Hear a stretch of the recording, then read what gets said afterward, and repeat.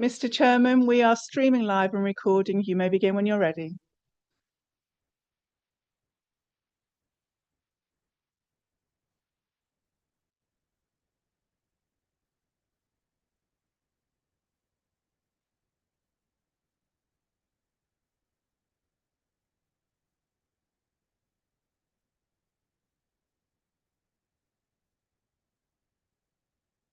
With our business day, I'd like to ask Ms. Reyes, would you start us with the Pledge of Allegiance, please? Thank you. I pledge allegiance to the flag of the United States of America, to the republic for which it stands, one nation, under God, indivisible, with liberty and justice for all. Thank you, and thank everybody that has joined us for today's meeting. I want to remind all members that this meeting and all future meetings are held in person, and it's important for all members to be here in order for us to have a quorum. Members of the public are still able to participate virtually, and we encourage them to do so. I would also like to ask the members to turn your microphones on before speaking and deactivate it after your remarks. This will help ensure that everyone is able to hear by those in the room and online. Next, we'll have an agenda review and announcements by Ms. Whittingham, followed by a roll call and confirmation of quorum by Ms. Frederick. Okay, good morning, Mr. Chair and members. And thank you for those who have joined us in the room and those online. And a couple of member updates that you'll be taking action on later on in your agenda, but I wanted to call attention to them. We are welcoming back Mr. Rob Giltz, who is here. He's returning as the primary member for the Osceola Council on Aging. And we also want to recognize Ms. Angela Hunter in her position as the primary representative for Career Source. Because of these changes on the agenda today is an update to your certification of membership, which we are required to report back to Tallahassee, and it will be presented to the Metro Plan Board at its next meeting. At your places today, I want to call attention to a document that is there. It is a combined report that shows off some of the major work that Metro Plan Orlando has done over the past several months. The document opens on one side to give the executive summary of our 2050 plan and the 2050 MTP, the Metropolitan Transportation Plan. And on the other side is the report to the community that focuses on our safety, technology, and outreach, and it capsulizes some of the data from our first Vision Zero annual report. Over the next couple of weeks, these reports will be added to our website for those who are sight impaired or need additional assistance with viewing them. There'll be a video that will be uploaded as well to help the public to understand the depths of this recent work. And I want to just congratulate our communications team for working together to come up with this idea of having a report that does not have a back cover. It's a report that has two front covers. So either way you look at it, you're going to find that it's two different documents, but depending on how you turn it, it's got two front covers. And speaking of our comms team, I need to share some information with you this morning, a couple of retirements. It's time for change at Metro Plan Orlando, and a couple of people have made the decision to enter retirement. First is Marianne Horn. I'm about to cry. Marianne is our public information manager, and she's the head of that creative comms team. They call themselves the ACT, the Awesome Comms Team, or the Amazing Comms Team, or the all of the above comms team. But she'll be retiring next month. We're incredibly grateful for her commitment and professionalism and the impact that she's had both to this organization and in the communities that we serve. Her retirement will begin in mid-June. And because of your schedule, we wanted to go ahead and announce it here today because you're not together again until August. And then not too far behind her, a week or two later, Mr. Mike Wilson, who is one of our senior transportation planners, will begin his retirement as well. You're going to hear from Mike in just a moment. But Mike has been our resident expert on bicycle and pedestrian safety, and he's nationally recognized for his work in this area. He also served on the Bike Ped Committee way back when, and I think he was one of the first official Metro Plan Orlando hires coming off of the Bike Ped Committee because of his expertise in this area. And both of them will be incredibly missed here at Metro Plan Orlando. They will be around a little bit longer, but again, because of your meeting schedule, we wanted you to know today so that you would have an opportunity, and we invite you to join us in thanking them for their good work and their commitment to this organization over the years. And we want to say thank you. And Mike is going to come up and he's going to give his final safety moment to this group. Mike? Thank you, Virginia, and good morning, everyone. My first safety moment a couple of years ago, as we kicked off our Vision Zero efforts, was about speed, and I'm returning to that. It's really the critical factor when we're talking about safety. When we developed our high injury network as part of our Vision Zero plan, what we found that 2% of our road network accounted for 47% of our fatal and serious injury crashes. When we look at the average posted speed for that network, it's 43 miles per hour.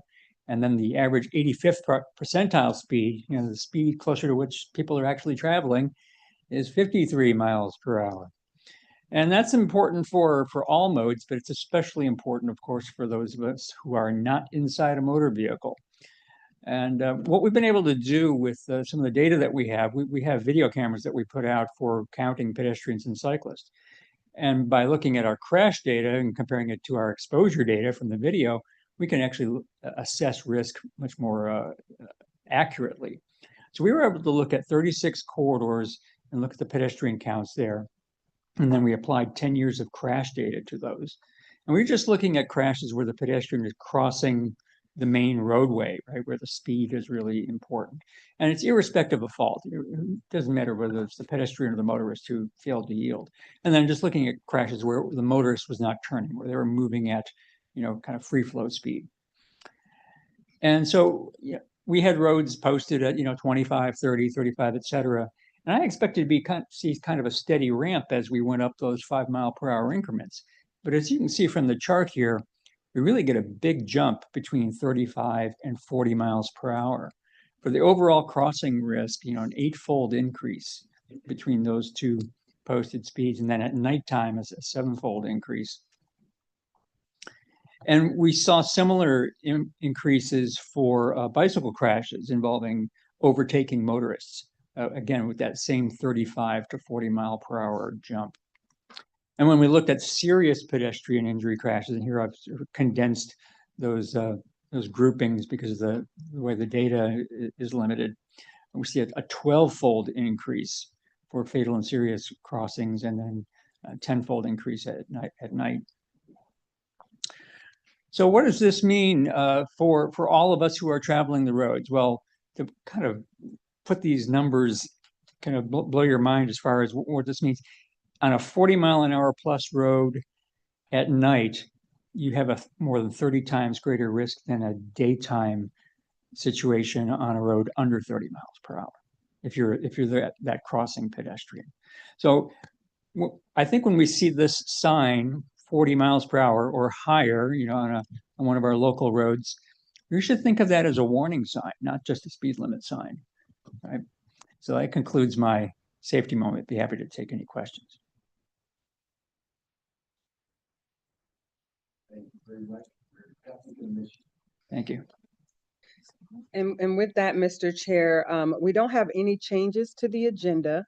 but I will call attention to, at your places, the agenda packet that is there before you has the PowerPoint presentations for not only the presentation that I will make a little later on the agenda, but also the one that Access Links will be making. That is the information that has been included for you. And so with that, we're prepared to move forward with the agenda as printed.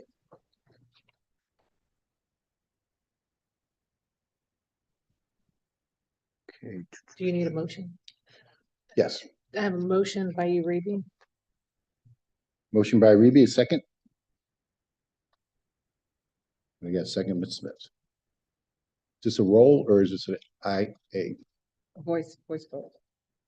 What, no roll call. Okay, all in favor? Aye. All object? Passes unanimously. And now Rachel will call the roll. Thank you. If members can please remember to turn on their microphone before responding with here or present, and then mute your microphone. Baldwin. Berry. Here. Campbell. Yeah. Cooper. Delano. Here. Gilbert. Here. Gilt. Here. Hunter. Here. Jennings. Jensen. Here. Melia. Here. Reyes. Here. Santiago Mercer. Here. Smith. Here. Uribe. Present. Witt. Present. Wright. Here. And Zubritsky. Mr. Chairman, that concludes the roll call. We do have a quorum.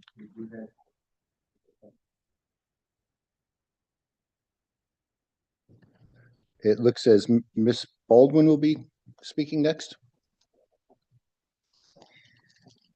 Good morning, Mr. Chairman and members.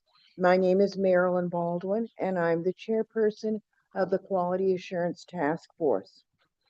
The QATF met on April 28, 2026, here at MetroPlan.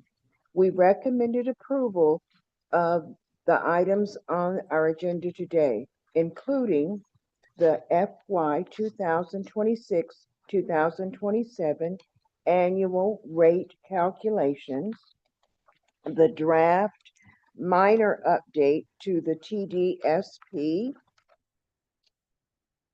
the revisions to the TDLCB membership certification, and the update to the composition of the QATF. We had a robust discussion about the results of the TD Writer Survey and the reports that we receive each quarter from Access Links. I look forward to the discussion today and am sure other members of the QATF will weigh in during the presentation today. Our next meeting is July 28th, 2025 at 10 a.m. And Mr. Chairman and members, this concludes my report. Thank you, Ms. Baldwin. Would anybody have any questions for Ms. Baldwin on this?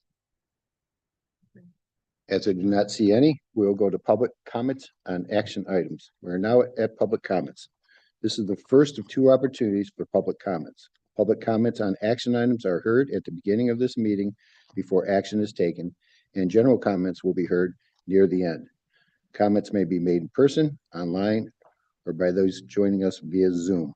People wishing to comment must complete a speaker introduction card. Each speaker is limited to 2 minutes.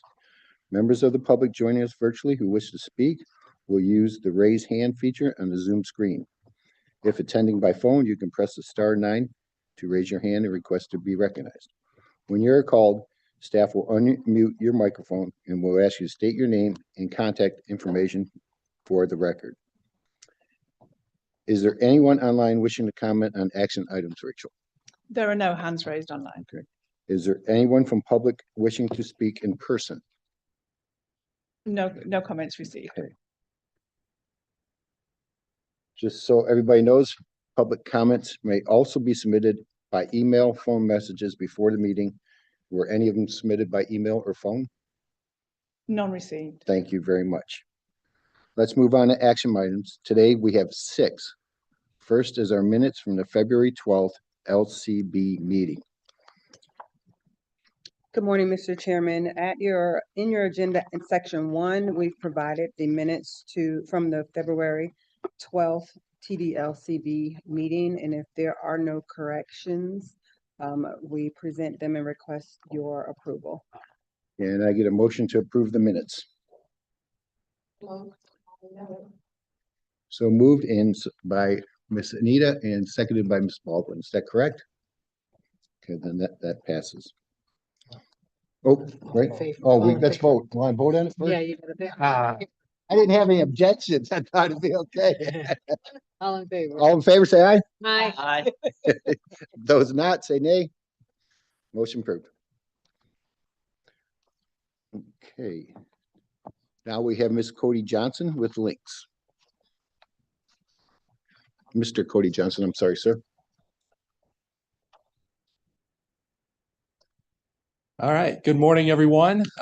Cody Johnson, transportation planner with Links. I don't have a formal presentation on the new rates, but as you can see in front of you, these are the calculated rates for fiscal years 2026, 2027.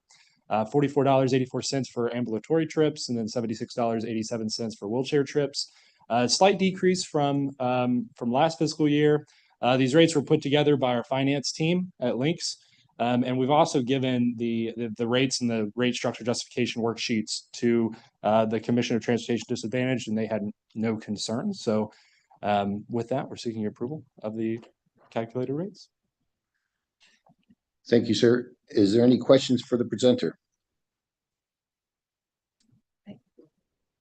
I do. Thank you. So I was reviewing the worksheets, and I couldn't find where on the worksheet it had the listed TD rates. So I wondered if you could just kind of Sure. tell us where that would be located. Yeah, it's on. I don't have it in front of me.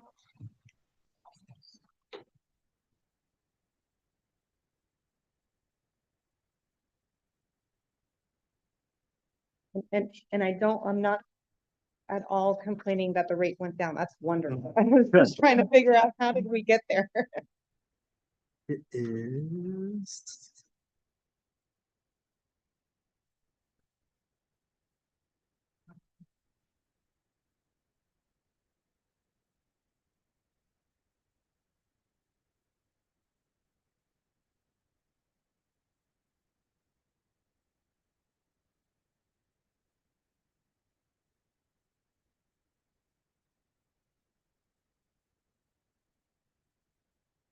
Apologies, give me 1 second. No problem. I thought it would have been located in section 5 of the rate calculation sheet, but I couldn't find it. That's why I was asking.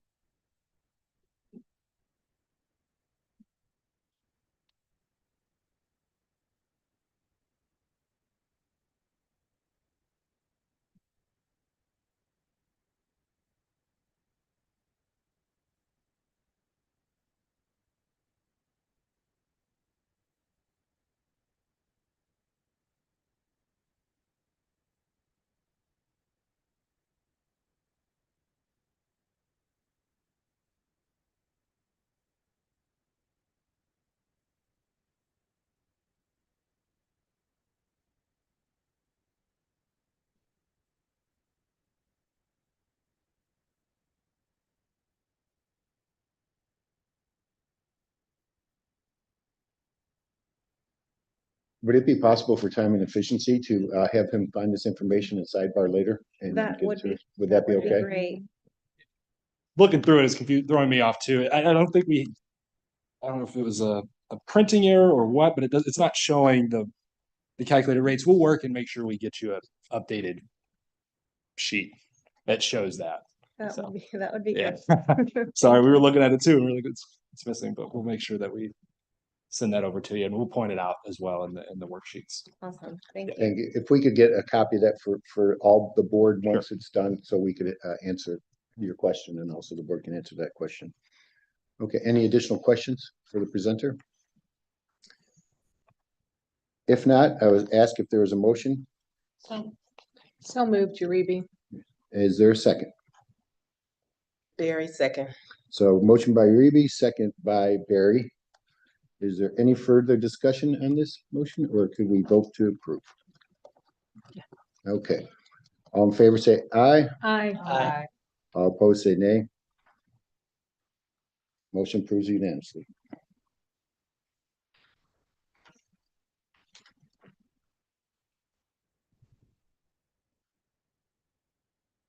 Okay. I guess, Mr. Johnson, the review of the Transportation Development Services Plan? Yep. Could you present it to us, please? Yep, Thank you, absolutely. sir. All right, and we'll move on. We're doing, I'll be giving a presentation on our annual update to our TDSP.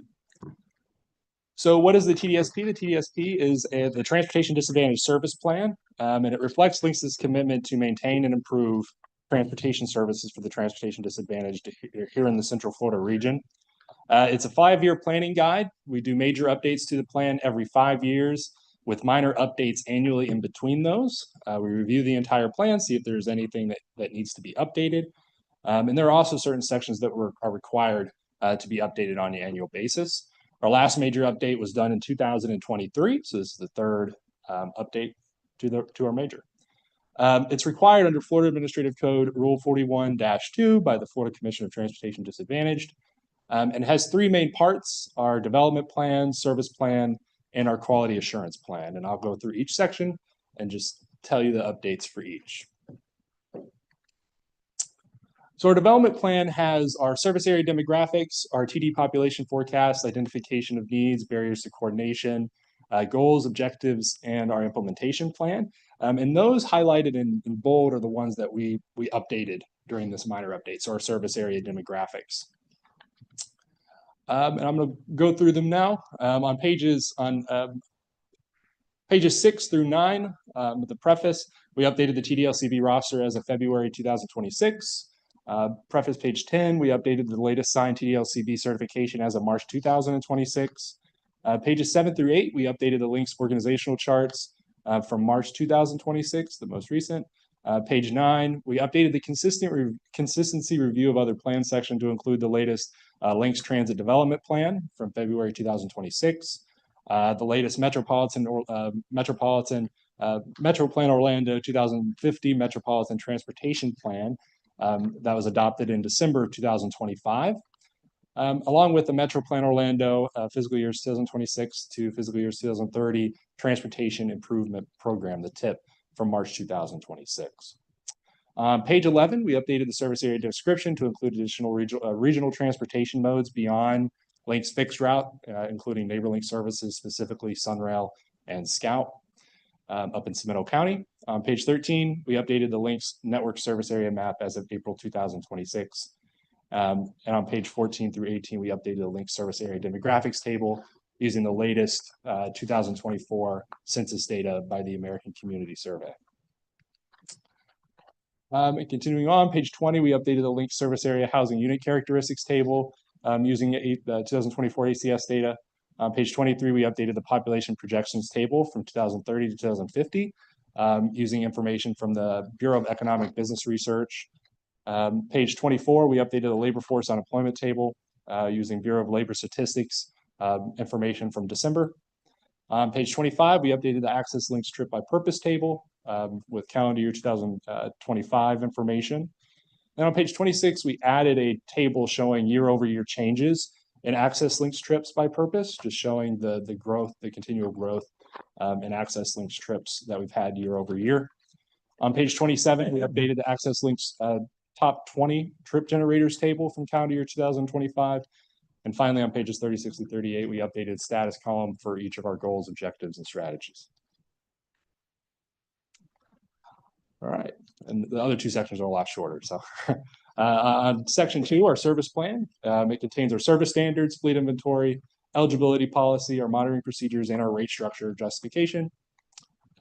On page 53, we updated the coordinated system service providers using information from calendar year 2025.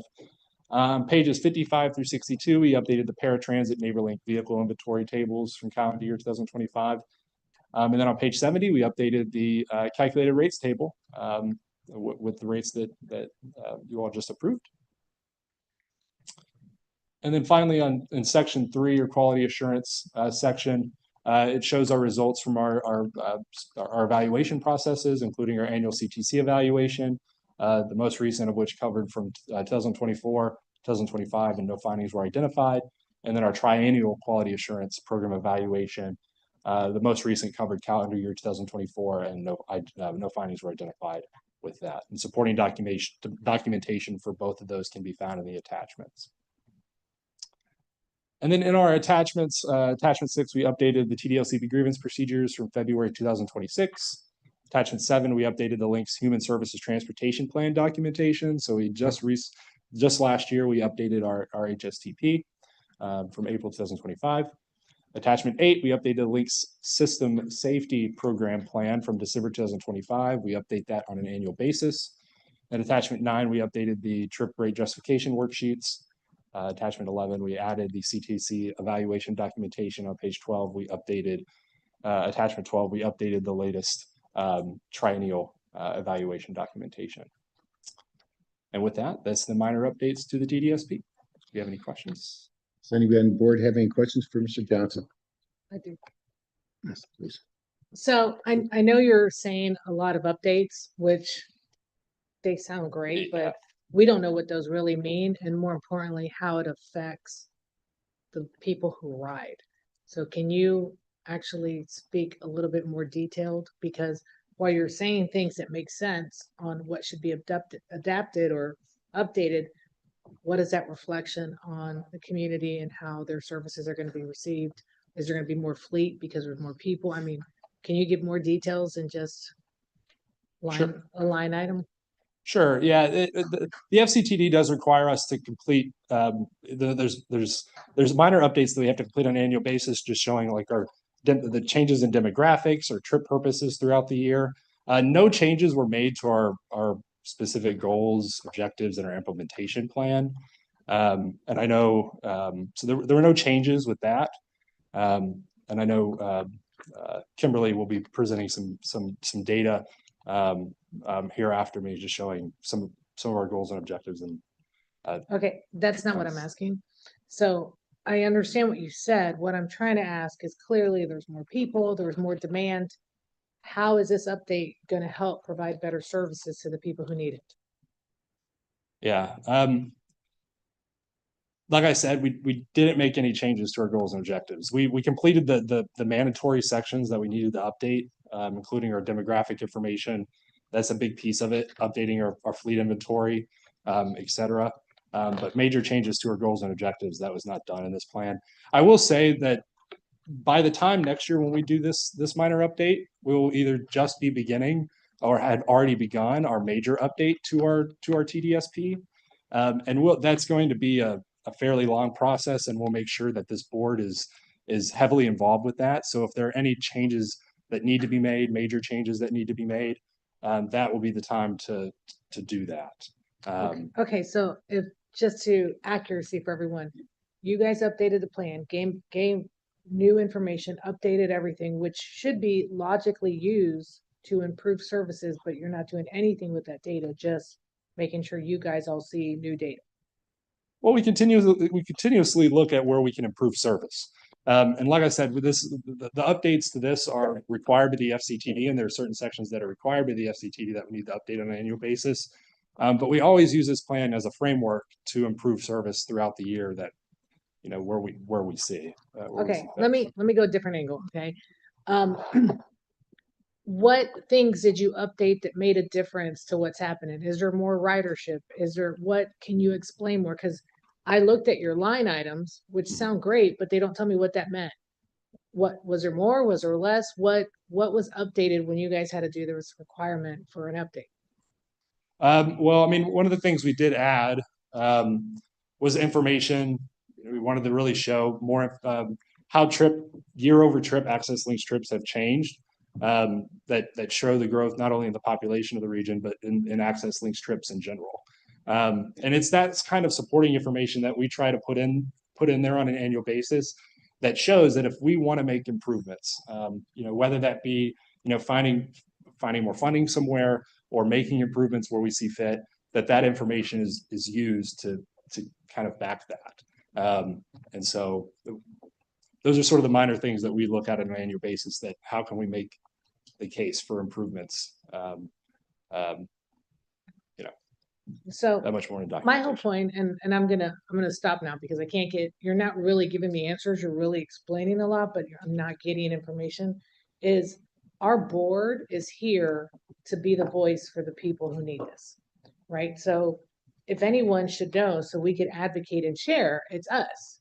And you just giving us a blanket with a service that we're all here championing for because there's a lot of deficiencies. All right. And so what I'm trying to accomplish is how can we improve every day these services and dignity to the people who write it? And so when you provide me all these updates, I'm trying to figure out how these updates can help our community. So you're just a messenger. I get it, but it would be wonderful the next time you do something where you just give us line items, you actually tell us that impact or the proposed impact. Like, is this feeding to where we get more state funding to be able to have more cars or more employees, whatever that means. But we're advocates for the disadvantaged. And so what you told me, I can't go out and say, this great thing happened so that it will improve. And I think, and I don't know, maybe I'm on my own, but I wanna see when you're reading all these requirements of updates, how is that in turn gonna help the people who use these needs? And because if not, it's just words. We could have read that ourselves and moved on. It's really, we're here to impact, we're here to advocate, and we're here to be the voice for the people who can't be in this room. So it would be nice in the future for you all to say, hey, this update means that for the next, year, we're going to be able to try to request additional funding, or we're going to try to be able to request additional fleet, whatever that objective is of updating this. So it's not just papers to us, it's what is that going to mean for quality of life for people in the future? So it would just be nice to understand more what the impact of this is, not just paperwork. And if anybody has anything different, that's my ultimate goal is to see how we can help and continue to advocate for those who can't. Thank you, Commissioner. Add to this work to help understand some of it. I'm Kim Price, the Director of Mobility Services at Links. And the questions that you had are some of the very same questions. I was like, when do I get to change things? When can we do these goals? Because the data that he just shared and that we obviously updated obviously shows there needs to be some new efficiencies. There needs to be some changes. There needs to be some updates. So those are items that we have to work on and we're going to be introducing to you. One of the things will be today that we're talking about. And now that I'm hearing that you guys have the exact same questions that I actually had when I first started looking at them, I was like, okay, but what are we updating? And then what does this in detail? And he's like, oh, this is a major update. Not yet. That's 2 years from now. Well, I want to make changes now. Right. So, but that's to come. That is something that I will talk a little bit during my presentation. We have one item, an exciting item happening, but there are, and this new excitement thing that's getting ready to happen, that's going to allow my team and I to work on some of these exciting projects and different things that will assist in our community. So hang in there just a moment. He's just updated the data for us, but you're 100%. We should be explaining. Yeah, data's here and it shows we need to make some changes. What are those changes? What are our ideas? What do you think? So that's to come. I appreciate hearing that. And when you say you're doing the update for the FTC, is that The links for for links? the access links. Okay, I know, but for whom? For the Florida Transportation Commission? For whom? Who is this ultimately this requirement was put in place for? Which the TD Yeah, these updates, these developmental plan updates Yeah. that he just went over. the TDSP, that's something that has to be done yearly, It's correct? required This for is the FTC to TDSP. do the annual So, updates. for the So- Florida Transportation Commission, right? Yeah. So I'm gonna tell you, I know who the chair is and I know who's on that board and I've been to those meetings. I would love to be empowered to go advocate for us and not have to wait for 2 years. You know, 100%. that's our goal. I think that's our goal here, right? Is how do we improve this for the people we serve? So maybe we can have a better conversation because we all have voices too, that we can go to the FTC and maybe they're not aware. I've sat in FTC meetings. It's like you just go through 'em, like what you just did. Yeah. But what does that really mean and who's out there fighting? So thank you. Thank And you I for don't want to trying. wait 2 years either, so that's Thank not the you. plan. All right, thanks. Mr. Smith? I was going to piggyback on what Commissioner Reaper was asking, and suggest that maybe they can add some examples when they do their next report. Yeah, I know it's a long list, and we'll try to make it a little bit more digestible next time. Mr. Chairman, Ms. Baldwin? I've served on this board for a number of years. I think, and staff and Links can help me if I'm wrong, at its best, the information that was presented to us in the TDSP with staff assistance should be used to guide how we're doing service. And we probably need to look at this every time we have Quality Assurance Task Force and every time we have TDLCB, when Links is giving reports. Yes, this information is here, but how are we using this information and are we meeting these goals to better serve the public? So I think you marry the two together. This report is here. It's required by, the agencies, the state and federal, but we should be using this information to better guide quality assurance and other areas of service to the TD population. Am I making any sense? Mr. Chair, if I may, Ms. Baldwin is correct in that this document is done every 5 years. And in the ensuing years, it has to be updated to document any changes that have taken place within the region so that at the next 5 years, it's not a mad dash to try to figure out what was going on 4 years ago. So it's a kind of look back and a refresh to make sure that we're on track and which targets need to be adjusted based on what is happening as we go along.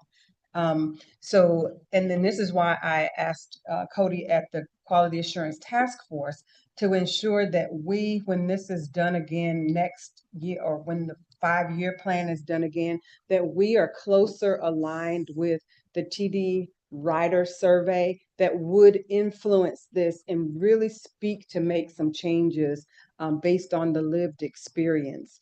I am the one who requested that they give you the page by page call out to what has changed within the document because it's pretty voluminous. It's over 200 pages. And so we wanted to make sure that they call attention to where those changes have happened within the document to help you to be able to get through your review more quickly. Otherwise, you're going to read the same thing every year for 5 years. So we wanted them to be able to show you exactly where those changes were happening. So I hope that helps. Ms. Berry? I got my question. Hold on. I think I have it. I'm under, I think it's quality assurance, but it says added the latest CTC evaluation documentation. What specifically, which year? The last one was 24. Yeah, 24, 25. You're concluding one now. So the latest one that he has in here would be for 24. Yeah. So 25 will be the current one, but that will be added when? The one that's getting ready to get that's occurring right now. Yes. Yeah, it'll occur next year, and that's what we were saying with Virginia, that in our major update, how do we closely align that, because we are a year off with adding that. So. Okay. And there's no opportunity for anything happening in the middle? No? Is that possible? Not possible? We'll work on it. That's something that we'll work on. Yeah, unfortunately, you'll note that each year we are evaluating the previous year. So in 25, in Right. 26, we're evaluating 25's service.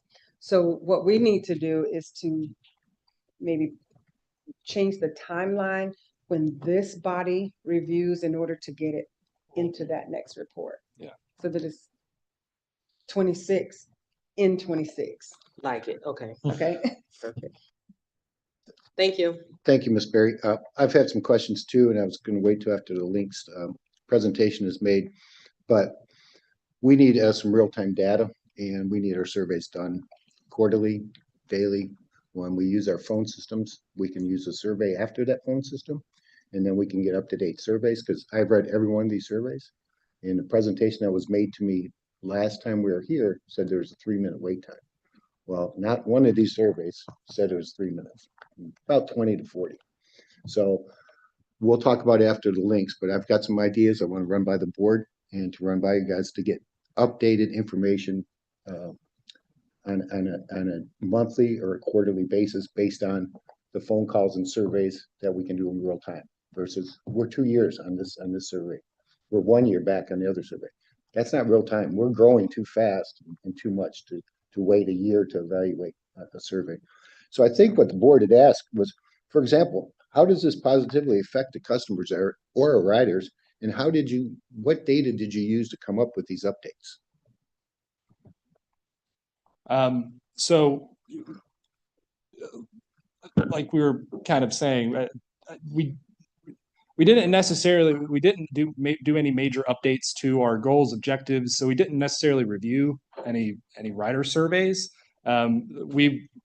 For this update, we simply reviewed the sections that were required to update, demographic data, trip data, and updated that.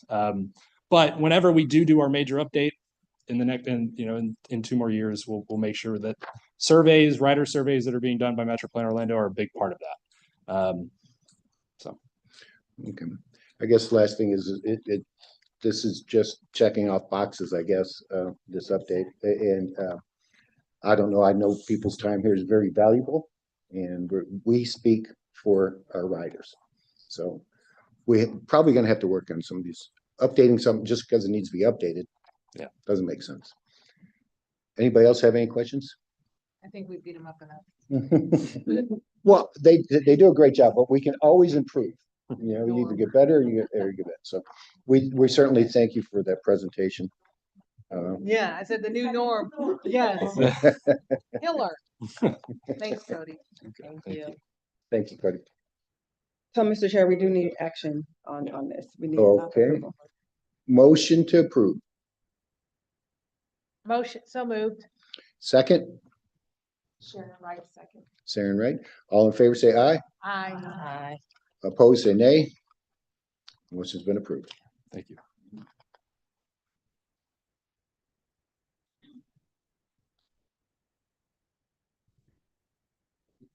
All right, thank you, Mr. Chair. Next up for your approval is the TDLCB membership certification. There have been some revisions, as I mentioned at the beginning of the meeting. The revisions occurred because we have 2 members who are now serving as primary designated members and their alternates. And so we present that to you today for approval and recommendation by the MetroPlan Orlando for the MetroPlan Orlando Board's approval on June 10th. Does anybody have any questions? Motion to approve? Do you want a second or you do? No, I'm asking for a motion to approve. Okay. I'm asking, I'm sorry. Yeah. May I ask for a motion to Yeah. approve? I'm so sorry. So moved, Uribe. Nika Berry, second. So we got a motion by Uribe, second by Barry. All in favor, say aye. Aye. All opposed, say. Motion approved unanimously. Okay, Mr. Chair, if I may, yes, please. the next item at section 5 is your update to the Quality Assurance Task Force composition. Given the action that you just took, we are proposing that Mr. Rob Giltz and Ms. Sharon Wright be added to the Quality Assurance Task Force membership. And that is our request. May I get a motion to approve? I move that we accept the recommendation, Nika Berry. Okay, second, Second on. So we have a motion to approve and a second. All in favor, say aye. Aye. Opposed, say nay. Motion approved unanimously. Thank you. And because they didn't say no, we will see them at the next Quality Assurance Task Force.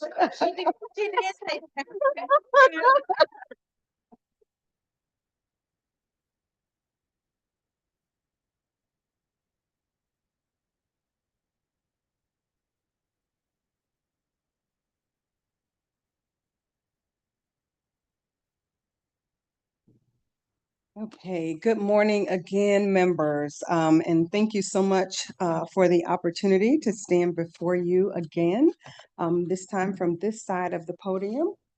This morning, I'm going to take you through the results of your annual Community Transportation Coordinator evaluation. You as a board are required to do this annually to evaluate the services that are being provided to the members of the community. The presentation is important because it is, again, your formal, it's something that you have to do, and we have to get this up to Tallahassee. So the evaluation is done on an annual basis. It is an annual requirement. It is one of the primary tools that is used to assess the overall performance of the CTC. And I'll pause just to say Florida Statute 427 says that you must do this, but it doesn't say how you have to do it.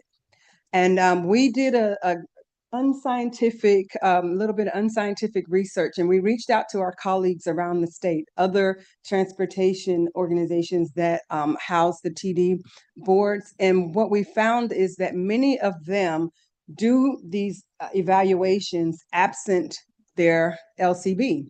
So we go a little bit further than is required, and we appreciate the time that you all put into this. We appreciate the time that we hear from the writers, and I know that it took a lot to get through this one because this was one of our most successful responses. But the goal is overall to determine whether benchmarks are being met and whether service is being delivered reliably, whether it's coordinated, whether there's accountability, and also if it's being done in a cost-effective manner. So we sent out to you your evaluation workbook, and we sent out to you the results of the writer survey that had been previously conducted.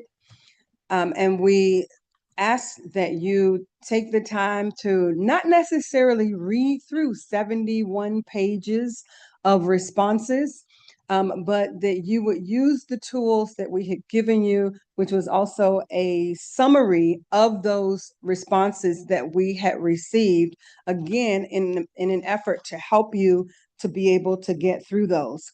This year, we received 347 surveys responses.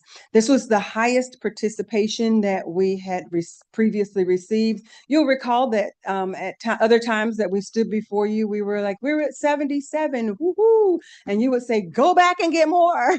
And this time, we did not have to do that. And we want to say thank you to our comms team, which I think did a yeoman's job of putting it out on social media to make sure that each vehicle had the announcements and that they were accessible. This volume represents a picture of the rider experience. Many of you do not ride the system. So when it comes to some of the questions that are asked on this evaluation, you're really not able to answer those. And so we hope that you were able to use those responses that were given by the riders.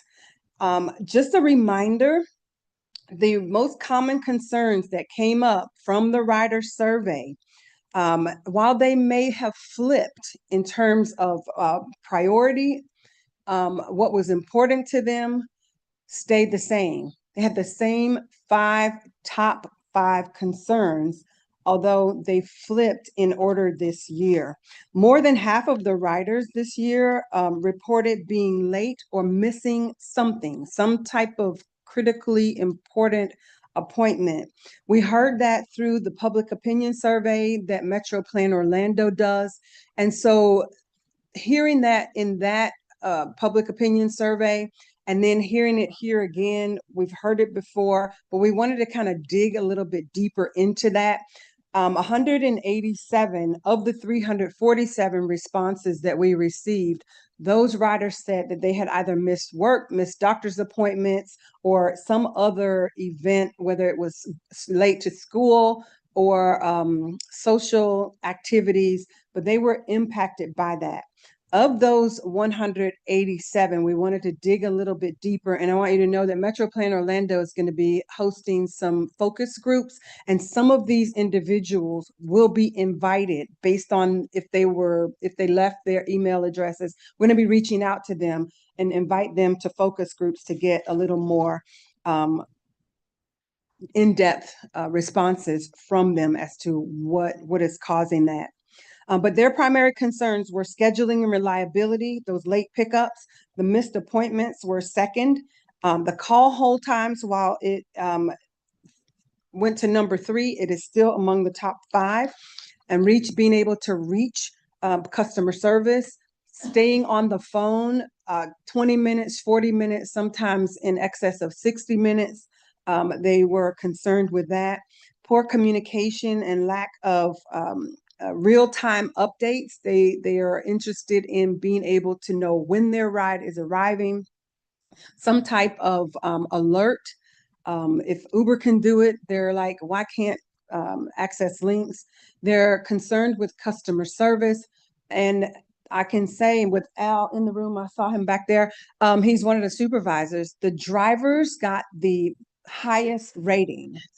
The drivers are courteous. The drivers are helpful. Although there is some language barriers that have been experienced with some of the user drivers who may not speak English, those type things are reflected in the report, but the drivers overwhelmingly are the I would say the strength of the service. Customer service, it depends on the day, it depends on the hour, it depends on what you're calling for, if you read through these. And so the overall finding and the biggest takeaway are these concerns are not isolated. And when you really take a look at it, the riders are really concerned with their time. And I believe if we can pick away at that low-hanging fruit, we can make some improvements to the system. And what do I mean by that? They're concerned with the amount of time they spend on the vehicle. They're concerned with the amount of time they spend on the phone. When you read back through the surveys, some of them even said, I hope you take the time to read this because I'm using my time to fill it out. And so if we can manage expectations, I believe that this system and the public perception can really, by leaps and bounds, move ahead. So some of their recommendations that came from the rider survey: fix the scheduling reliability. Although there's online opportunities for making their rides, they're cautious about it. They're not confident in being able to do that.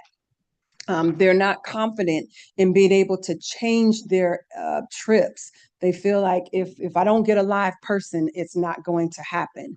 So making improvements in that area. Improving call center performance. They want the time on hold reduced to less than 10 minutes. It sounds like that might be reasonable, 10 minutes. If you close your eyes, 1 minute is a long time. And so imagine some of these people. And I think we talked about in the quality assurance task force, we talked about really defining what it is that's being reported here by Access Links. Ms. Delano brought up the disconnect between what the riders are saying and what Links is saying, because they're saying, we're getting people, and whether it's speed of answer or call hold time, that you're meeting that expectation, but not if it's 40 minutes. And so we need to define terms. I think it was Socrates that says that you must first define terms in order to understand. So we want to take a look at that. Implementing some type of real-time communication, rider alert apps that will tell me if it's delayed. And they feel like improved coordination with the contractors. They recommend, that was the recommendations that came through. And also standardizing your customer service or the customer service training so that it's consistent and riders experience good customer service, not only from the driver, but also from those customer service agents. And not all of them got bad reviews. There were some good in there. So we don't want you to think that everything was bad. And so now on to your evaluation. I'll remind you that the criteria that you evaluated were coordination, cost efficiency and effectiveness, the local performance measures, availability and customer accessibility, and then you gave them an overall score. Back at your February meeting, you wanted to make changes to those evaluation criteria. You expanded them. And so your new ratings are from the highest would be 5 at excellent down to unacceptable or not applicable. And so I just wanted to remind you of those scores. So here's how things shook out with you. This slide gives a high-level view of the combined evaluation results. Coordination and efficiency scored more positively overall, reflecting the system's ability to meet many required administrative and operational standards. So administratively and operationally, it is, you said that they're doing a good job. The areas that trended lower were the local performance measures and customer accessibility, which closely mirrors those that we saw from the rider survey. The overall composite rating landed somewhere between the acceptable and good range at approximately 3.4 of a 5-point scale. And I think the most accurate way to describe this finding is that the system is functioning, but riders are telling us a very clear and telling story of their experiences, and that there's a breakdown between those two. Your top findings had to do with one of the strongest findings from this process was the level of alignment between the observations and the rider feedback. Both groups independently identified the same core concerns: reliability, communication, customer service, and scheduling. One thing that did not ring as loud as it normally rings through, when you read back through, you saw the need for GPS system, but in prior years, remember, we would hear, fix the GPS system, when they need more GPS, but this time there was less of that and more of, I don't want to be on this vehicle as long. Try to do something different to get me home faster. The evaluators tended to focus on the operational causes. The riders described the real world impact, and the alignment strengths, that alignment strengthens the credibility of the findings because the same concerns surfaced from multiple perspectives. And so here is the alignment between the evaluators and the riders. Both the evaluators and the riders identified the same core concerns: reliability, communication, customer service, scheduling were repeated themes. The priority recommendations that emerged from both the evaluations and the rider comments were also aligned. Improving scheduling, reliability clearly emerged as the top operational priority. Reducing call hold times, and by virtue of getting the definition of what that is, we will make inroads there. And improving access to reservation staff was another major area of concern. Communication improvements, particularly around the delays, scheduling updates and responsiveness were repeatedly identified. And there was also strong support for continued customer service and sensitivity training to improve the rider experience. There was one rider who cited the fact that when they get to a location, the drivers are now having to get out of the vehicle, come and open the door, walk to the building and open the door. While that appears to be good customer service, to that person, when you think about the sensitivity, they were embarrassed by it because they now are entering a building, a place of business, and here is a person in a big yellow vest, and it kind of caused them to think there's attention being drawn to their disability. So again, these focus groups are going to help us to be able to dig a little deeper into things like that. But where we feel like we're doing a good thing by requiring the drivers to go open the doors, it could be seen as not so good on the other side. So I thought that was a pretty interesting anecdote to bring out. And so with that, the top recommendations when consolidating both is that to improve the scheduling reliability, again, reduce the call hold time, strengthen communication, and expand customer service and sensitivity training. In just a moment, I want to note that several concerns that were identified through both the rider survey and the evaluation feedback areas are already actively being worked on by Access Links. You're going to hear about some changes that they are implementing. We learned of this at the Quality Assurance Task Force that the Links board had already taken action to and Kim mentioned it as some exciting news, and I won't steal their thunder, but you're going to hear about it next on the agenda. And their presentation that follows this one, you're going to hear about some of those planned improvements and service improvements related to customer service, communication, and operations. And for this evaluation, once we complete the evaluation here, there's a second part that we have to do as staff, and that is to go and do a site visit where we actually look at the vehicles, we look at where they are, where the operation is. We finalize the report, and with your approval, we will submit that to the Commission for Transportation Disadvantaged for prior to the June 30 deadline. And with that, Mr. Chair and members, that concludes my report. And I look to you for any questions you may have, and we'll take the next steps. Does the board have any questions? Yes, sir. Now, Virginia, I know we expanded the survey options this year. I'm assuming that most of the people on this board and the people who responded to this survey have a lot going on. I know professionally and personally, I've got a lot going on. So to ask me in, the end of April, beginning of May, what went on or how do I feel about 2025? It took me a while to really think about what had gone on that past year. And then with the computer issues, having to work with Rachel on that gave me more time to think about it.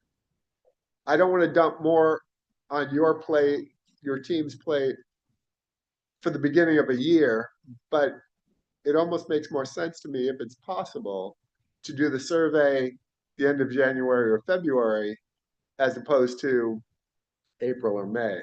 Is that possible? So the survey to the riders is out earlier in the year. And when we receive those back, you start your process in February. Okay. And unless you want to meet more often, we can do that. That timing is what causes it to slide a little bit. But we can look at how we could possibly bring it closer to the beginning of the year.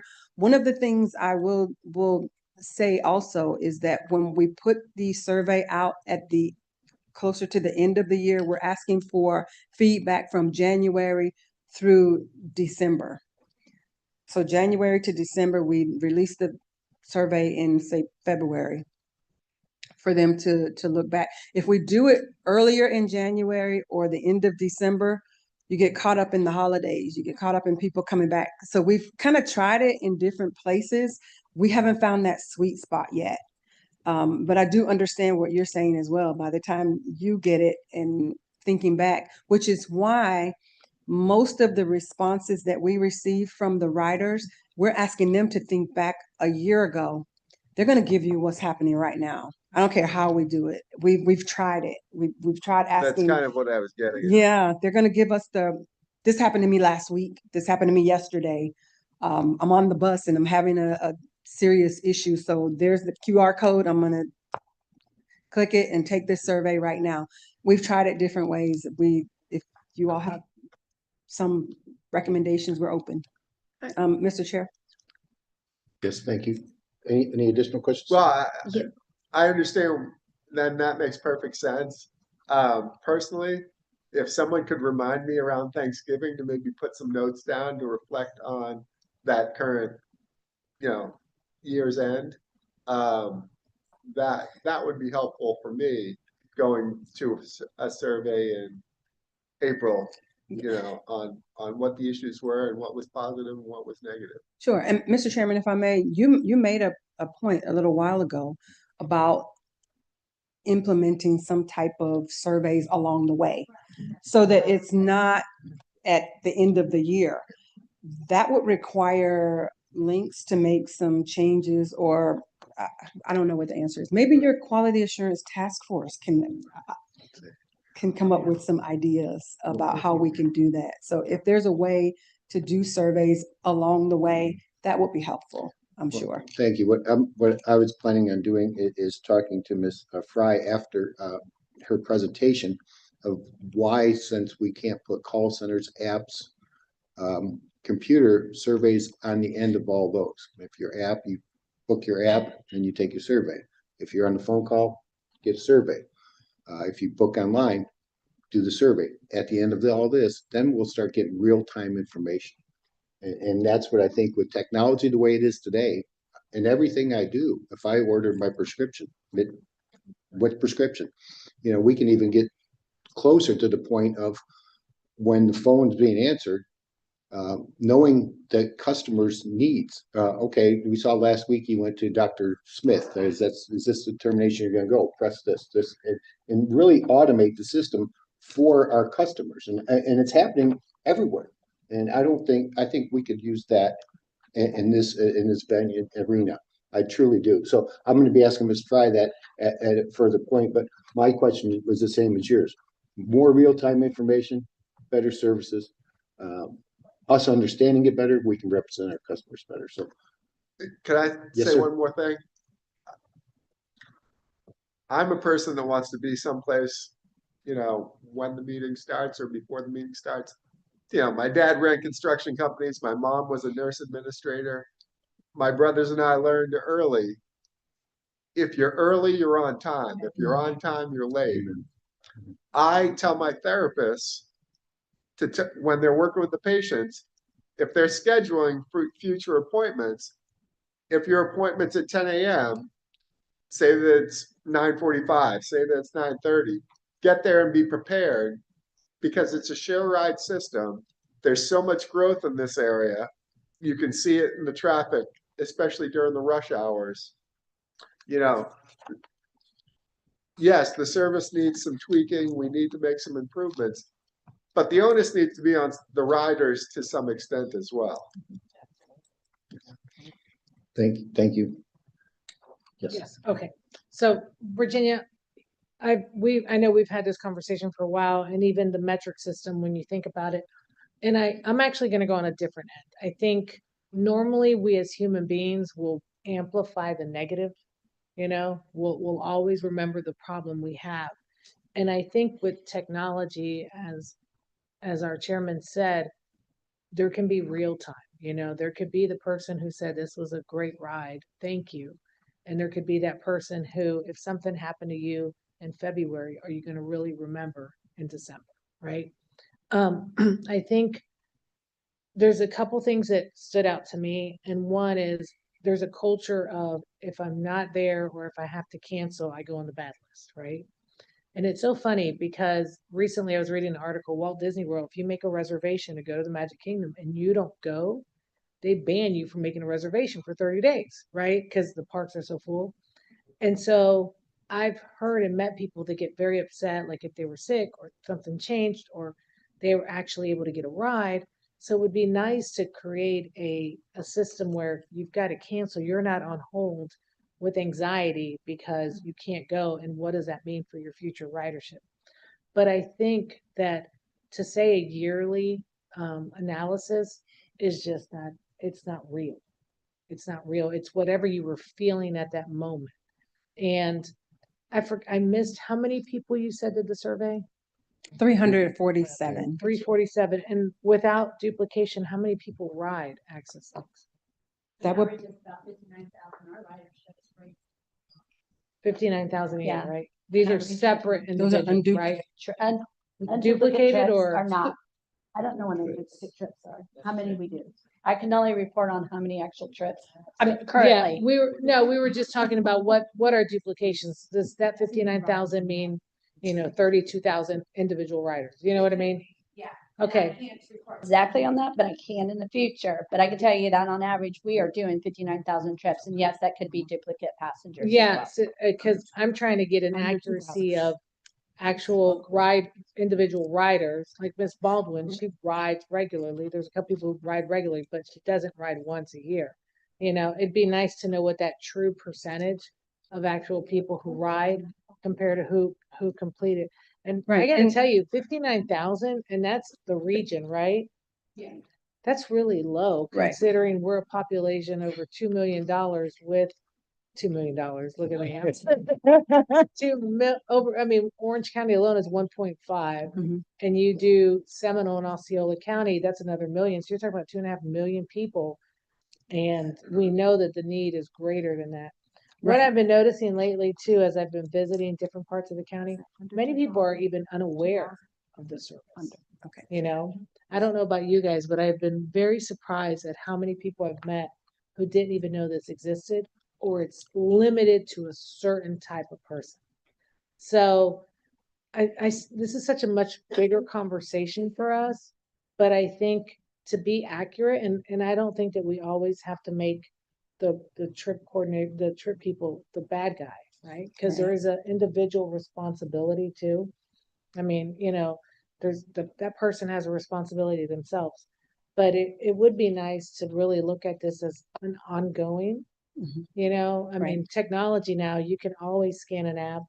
And I still think when you look at our population, they all don't get online Right. as much as we want to. I actually met people who don't even have a cell phone, so are we really, really giving ourselves honest data? And is there more ways to open that up to really grasp that?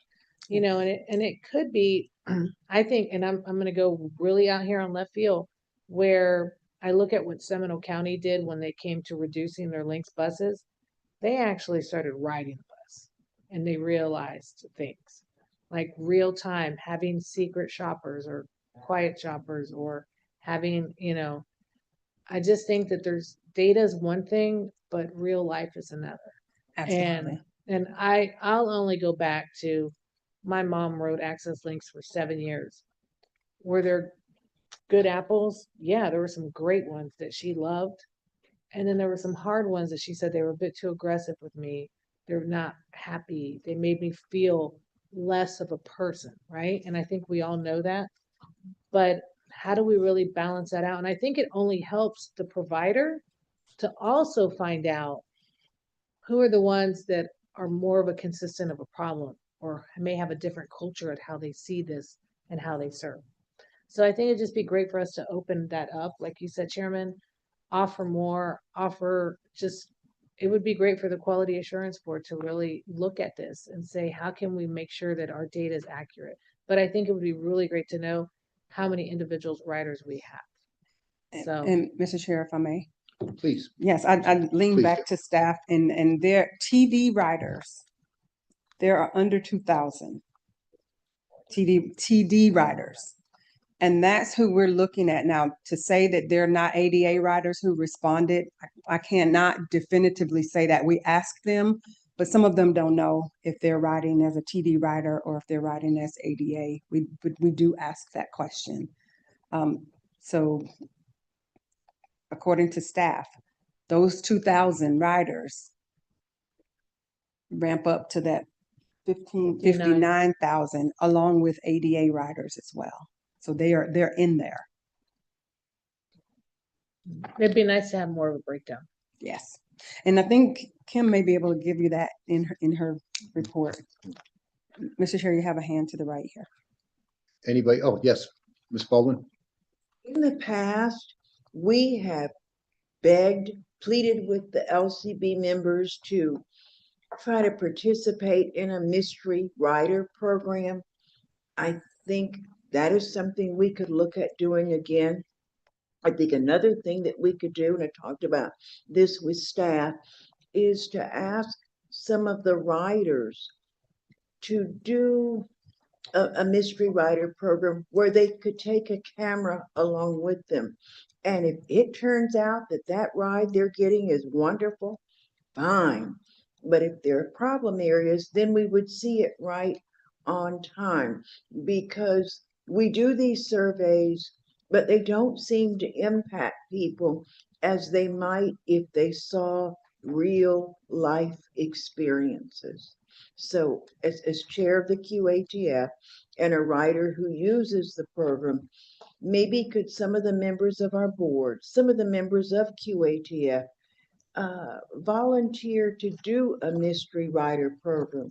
And that's a pilot program that with staff we could work on.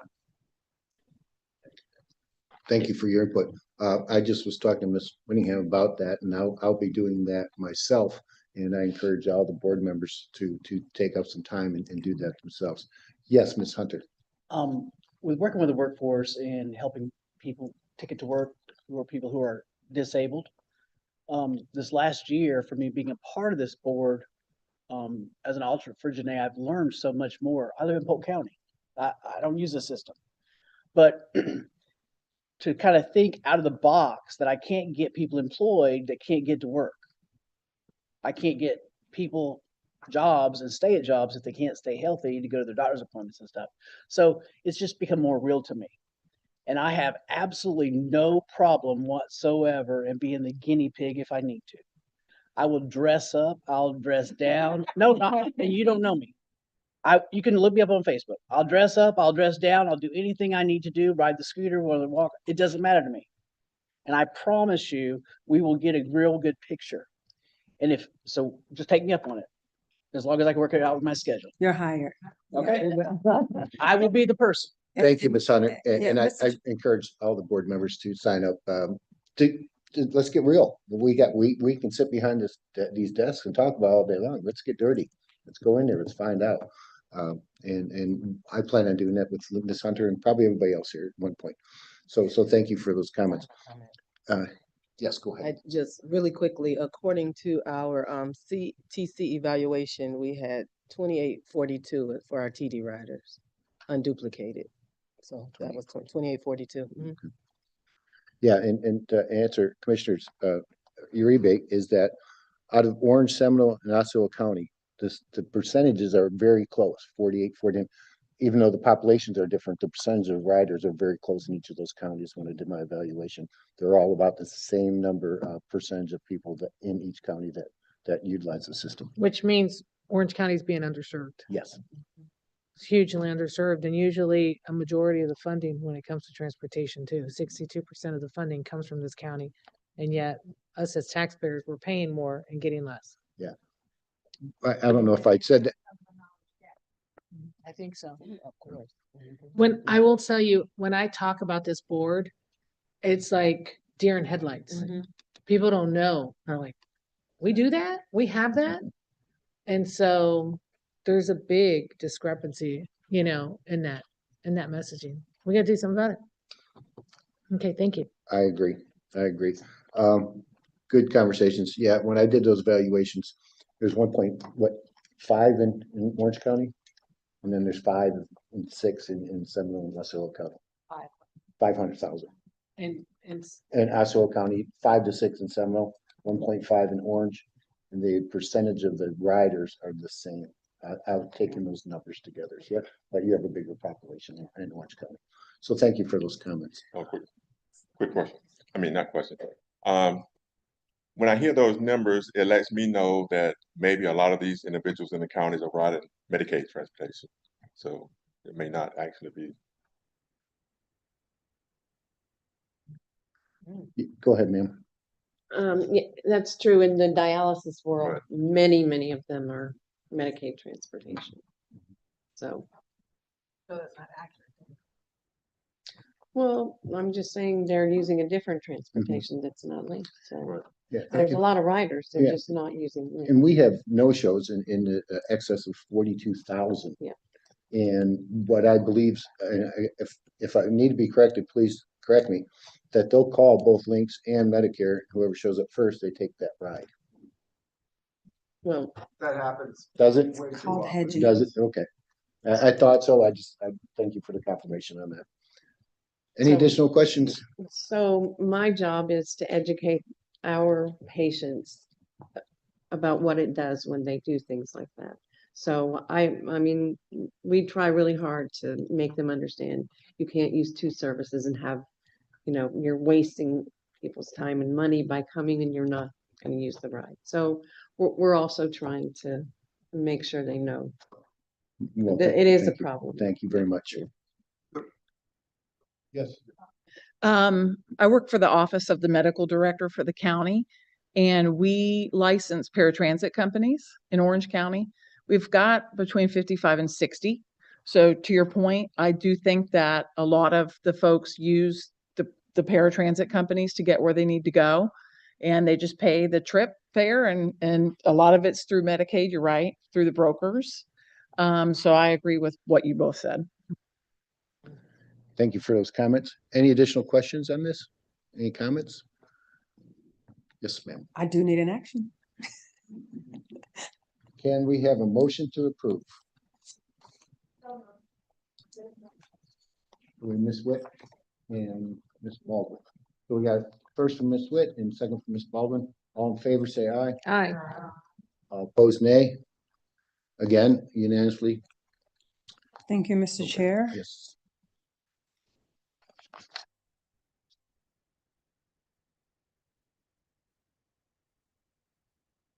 Now, if we could, if Ms. Kim Fry could give us the great news that she's got for us.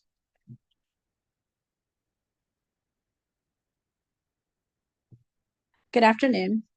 Is this afternoon yet? Good morning, everybody. All right.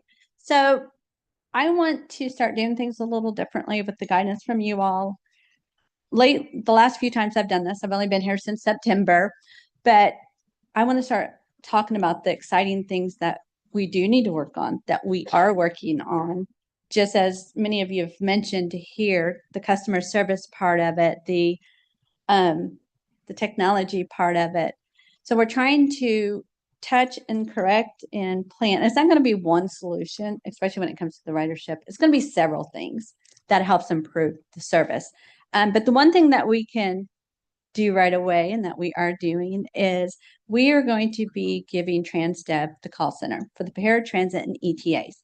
That will come effective July 5th, but we will hopefully start testing that sometime in the middle of June, kind of both our group and their group, so that we can make sure any glitches are worked out, see where we need to do any more training, improve.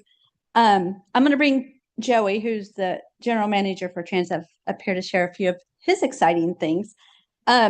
But with this, it's going to improve. It should improve. It will improve efficiency because now we're going to have everything done in one place. That will take away those gaps of communication, us doing the reservations, us doing the ETAs, and then sometimes we'd have to call their dispatch and ask a question, or we'd have to do this. Now everything's going to be done in one place. We even got the call center part. Joey and TransDev's already got the cubicles up. The computers are getting ready to be there.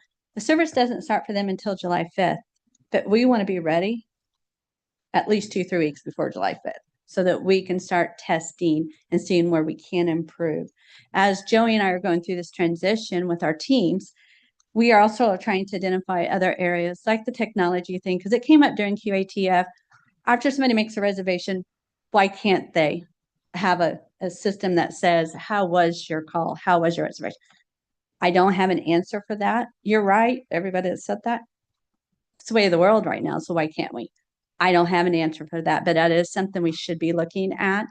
That just depends on what our phone system can do, or how much more it would cost, or if it's already there and we just don't have it turned on. That takes some time, but my number one goal here was to help improve customer service where we can quickly, and that is getting the call center in one location. But with that, I would like to introduce Joey Hogan from TransDev, and he is going to, and I'm not clicking.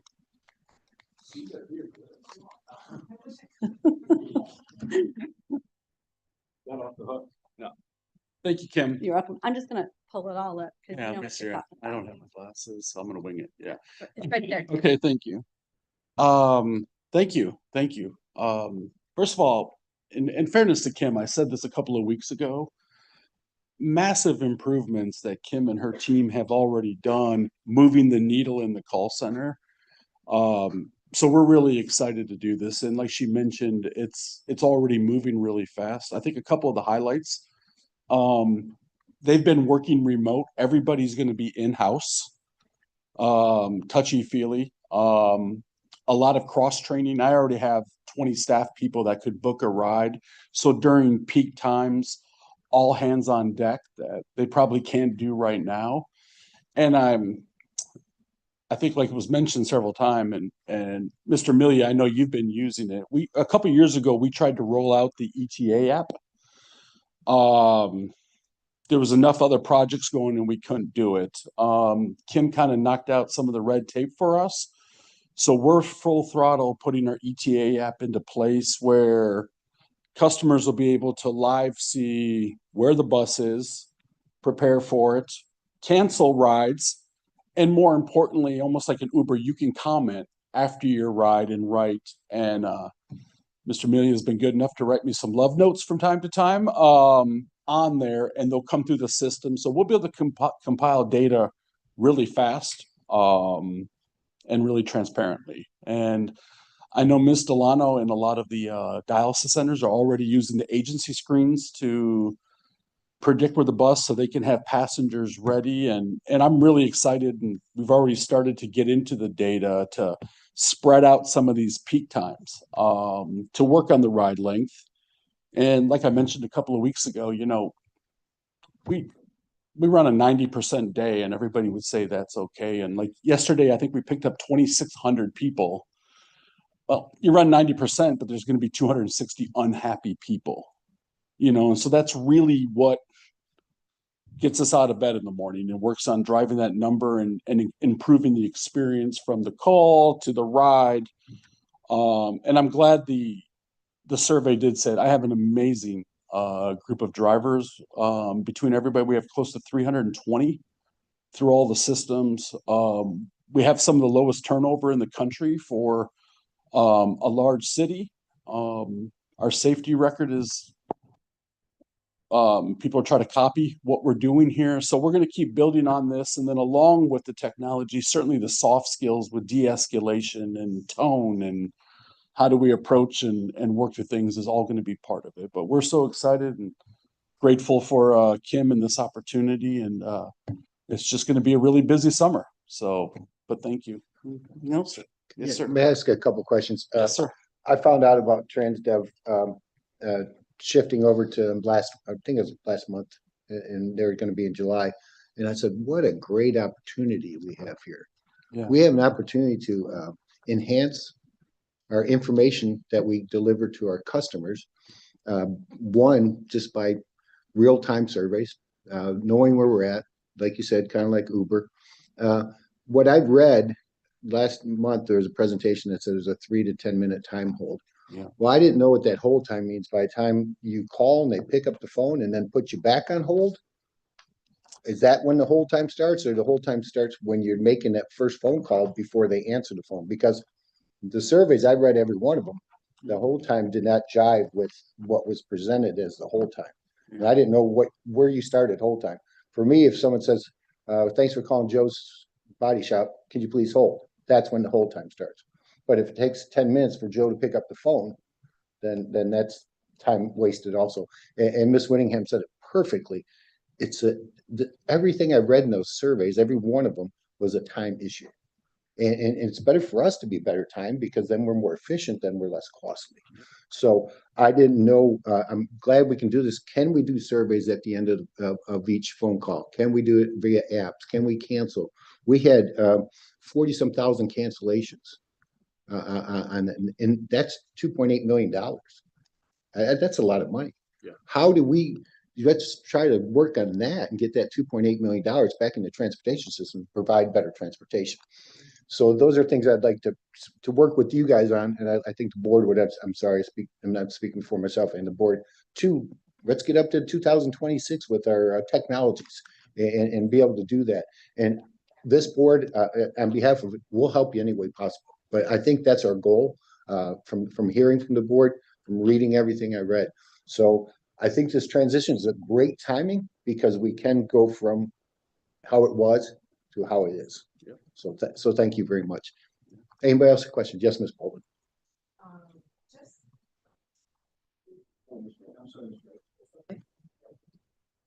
There we go. I didn't order any glasses. No, we actually similar with the glasses. So yes. No, I just had a quick question, just out of curiosity's sake. You said with the call center staffing, you're moving them inside, like they're coming in, they're gonna be working together, no longer working remotely. Thought behind that, is it related in any way in regards to efficiency, in regards to monitoring? We all have discussed in regards to that, the call time, the being on hold, that not being as fast as it should be in responding. Any thoughts with bringing workers in and being able to monitor that better and being able to improve this call time?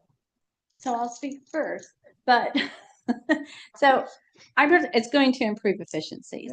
Now, our call takers who have been remotely, it's not that they weren't doing their job or not doing their job. They're doing their jobs.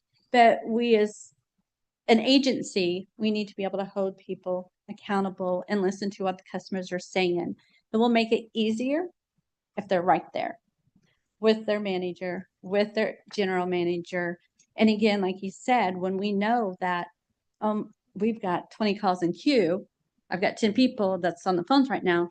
Oh, no, I need you to get on the phone real quick and let's clean out this queue.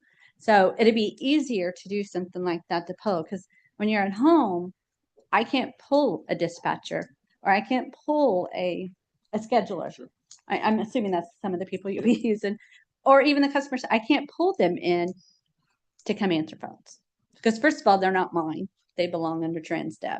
But here it opens up in many ways to be more efficient. And no matter if he had plenty of customer service reps, there's going to be a day that people are going to call out, people are on vacation.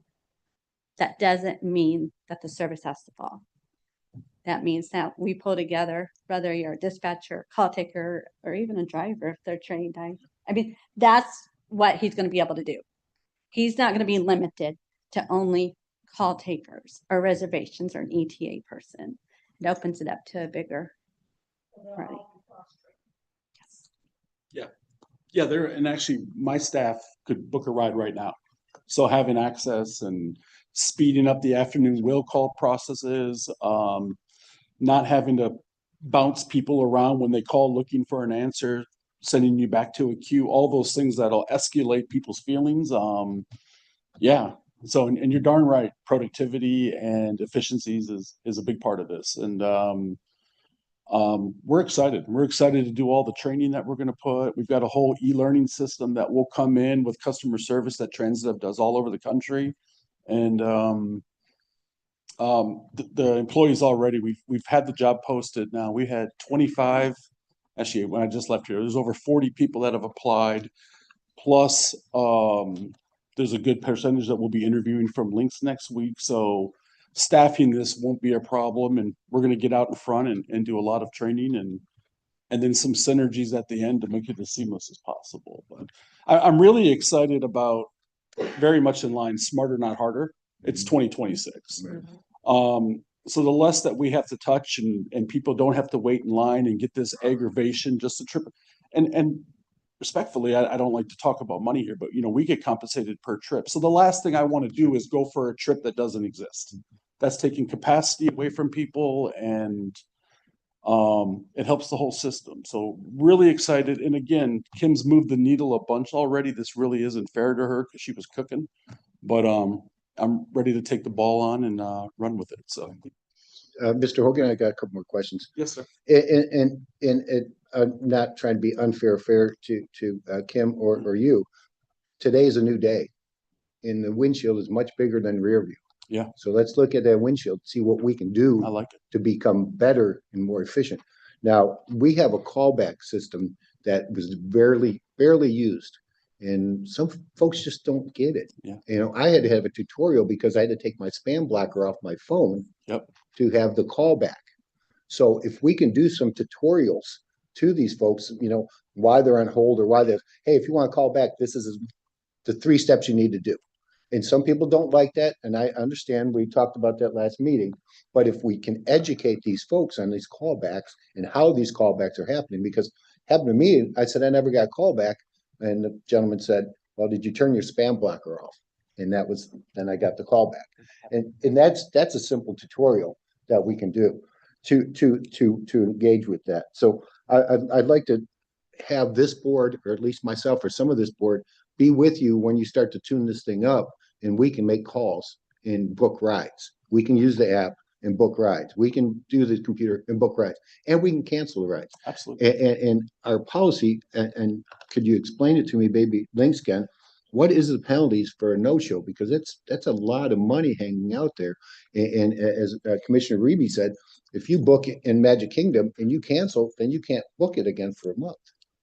I don't want to punish people, but if it's easier and there's no penalties, then why not?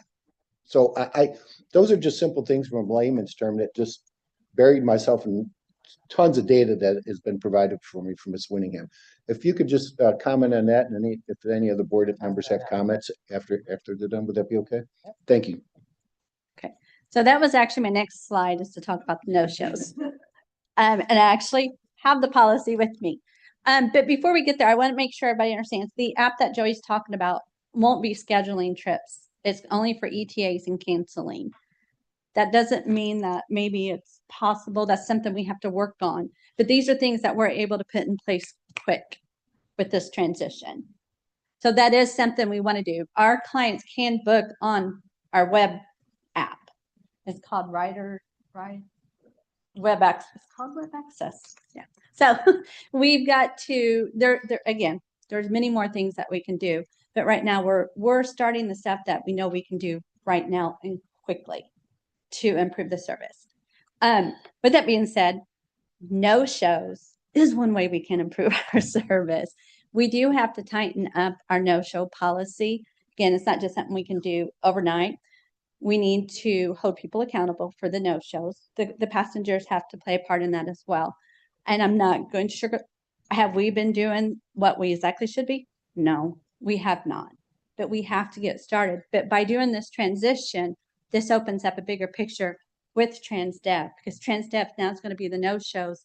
But again, with that, we're going to have to tighten up the no-show program. But that means we need to look at what the best practices are in other areas, Florida. And it's not just, oh, okay, we need to change this policy. It's an overnight. It's not an overnight thing. It has to go through a whole thing. But we do have a policy. The first offense is supposed to trigger a warning letter. If no-show occurrences are more than 50% of the riders in a month, they're supposed to receive a 3-day suspension. If the second offense happens within a calendar year is more than 25%, the rider will be suspended for 7 days. The third offense will trigger 10-day suspension or loss of subscription service. And I know the next question you're going to ask is, how many have you done? I cannot give you those numbers. I'm going to be honest, can't. But I can take no-shows, like Joey said, we don't pay for no-shows. Lynx does not pay for no-shows. They pay for only completed trips. That doesn't mean it's not costing us. It does cost us. We pay for the fuel. But where it costs us the most is our passengers. Yes. That's the number one place that it's costing. And forget the money part of it. It's costing time. It's causing stress. And it's not just the passenger, it's causing stress on the drivers. It's causing stress. So no-show is another area that we have to start working on stronger. And that's something we can do sooner than later. And it's just, Commissioner Mayor, she asked about what's the plan. We don't have to wait 2 years to do our updated goals. We can start working on those now and make changes now. So we're not going to wait for the 2 years to update that major plan. Now it's going to be updated, obviously, but there's things that we can start working on. For instance, the call center, the no-shows, the technology. We're going to constantly be moving that. And that's one thing I would like to do each meeting is to come back and say, this is our next exciting news. This is where we're working on. I also, and I had the no-show policy or talking about the no-show, because I also would like to start talking a little bit more in detail what it means in our writer's guide. Explain our writer's guide a little bit more, not just read it, but explain it. Just like the trips, she says it's $2.5 million. Well, we don't pay for them. There is a cost, but we don't pay for those trips. Not everybody knows that. Everybody thinks that we just pay for every trip that's scheduled. We don't, fortunately for Access Links, but not very fortunate for TransStep. There's a lot of different things, but I would like to start highlighting the different areas within inside Access Links, the different things that we can do. The ridership also, one of the things that we try to do is get people to fixed route. Fixed route costs $5 to $7. I don't know the exact same for a trip, but a paratransit ADA TD trip is going to cost at least $75,000 just one way. I mean, $7,500, dear God, $75 one way. So there's a huge difference. And that's why ridership may seem low, but to me, that's not a bad thing if they're riding our fixed route services. Kim, can you step back over to the mic? We got. Oh, I do apologize. I get excited when I get to talk about the fun stuff. So that's the no-shows where we're currently at. Cool. No,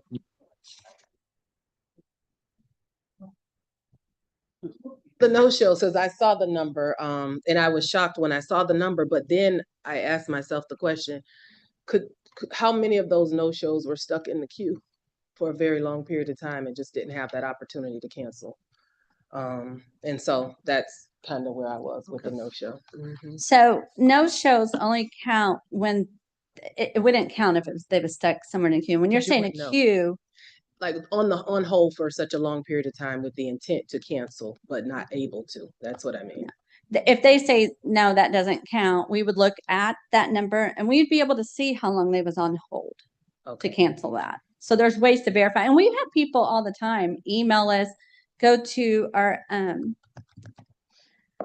web and put a complaint in, or not a complaint, just a concern. Don't charge me with the no-show. I was on hold for whatever. Or the driver did this, or something happened, and then it's investigated. And if we check all of that and they was obviously on the call for 60 minutes, obviously that no-show will not be charged against them. Okay. there's always exceptions to the rules. Ms. Baldwin? Yes, ma'am. Okay, sorry, I didn't hear you. You know, a while ago, we had improved no-shows. So I would like to know what happened, what went wrong, because there for a while, we were doing much better with this. And I do suspect that if I've been waiting on hold for 30 minutes to an hour to tell you I'm going to cancel, and nobody responds, well, then soon I'm just going to hang up and say, well, I guess they don't want to know. So I'd like to ensure that before someone's service is, canceled or suspended, that we have given every opportunity for them to cancel. And that maybe there needs to be a dedicated line for canceling, and someone checks that regularly. But I'm pretty sure that many of these riders would say, I tried and I just gave up. Okay, so it's very possible. And I cannot explain when the no-shows had improved to now. I do know that I've been concerned with the no-shows since day one I've been here. Doing the transition that we're getting ready to do, allows us to spend more time with Joey and his team to do that. Our goal is never to suspend anybody. We do need to educate more and not just give out that. The one thing that I've seen Links does well is they will do videos and have them on the web, how to use the web access. Maybe we do something that explains how to do the callback. The callback used to be one of the last choices even. So we just recently in the last few months moved that up. But no, we did not publicly say, hey, don't forget to do this. No, our call scripts does not say that while you're holding. But those are very good ideas. And that's another thing, as we're moving the transition, we want to change the call scripts. And we should be able to get more educational videos out there, or even just say, visit our website to see how to officially work or how the callback works. I would never use the callback personally because my phone's never on. I don't want to hear my phone. So The I would miss workers have that got to call. trust the system. Yeah. They have got to feel that they can trust that this system is going to work. And then they'll try some of the things that you're suggesting. And it's just like you said, you had to Google it or whatever you did. In that video or in those guidelines, we would say, now, if you're not getting your call back, check this, check that, give suggestions. So it's not just the fact that, oh, we got this, hit the button. We also need to say, but if it doesn't work, maybe you check A, B, C, and D. So we have to get better with the educational part of it as well. And that is part. I didn't do that. No, I did. We can only have 4 mics on at the same time. I apologize. I'm on again. So I'm actually extremely excited about the transition with the call center because it's going to open my team and I to be able to research, educate, and look at different ways to improve our service in many different ways. Yes. Go ahead. Is calling the only option available for individuals to cancel their trip? They can they do it on the web access, right? Yes. They can do it on the web access. But again, you have to go on the web. It's not an app on your phone. They have to go to the web. But with TransDev, if they have that app, and again, somebody said earlier, not everybody has a cell phone, but right. But a lot of people do as well. So they'll be able to cancel on that. Great. And that's just what I was going to say was, as a rider who rides at least 5 days a week, almost everyone I encounter who's also riding, most have phones. I'm going to say a good portion of them could easily, if they had to, get on the website and cancel. It's 3 steps, I think. So we need to look at that as an option. Yes, the long hold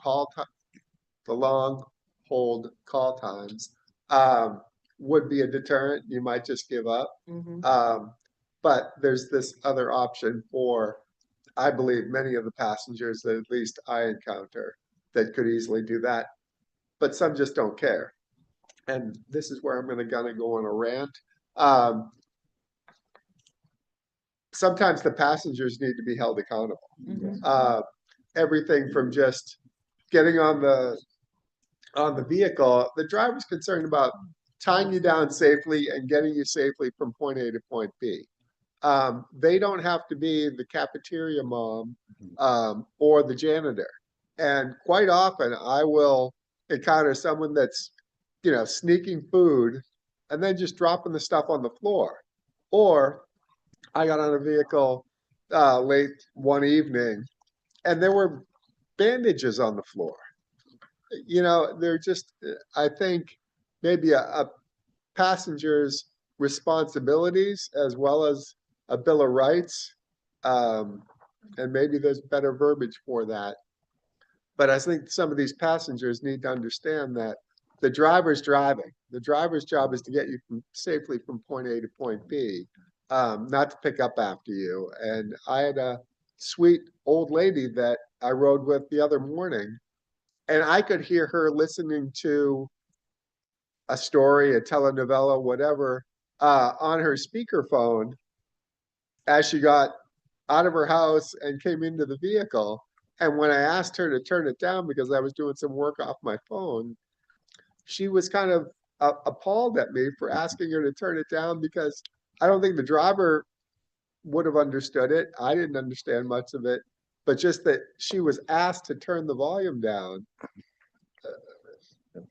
Anyway, We got that in Washington DC, there's ride shares.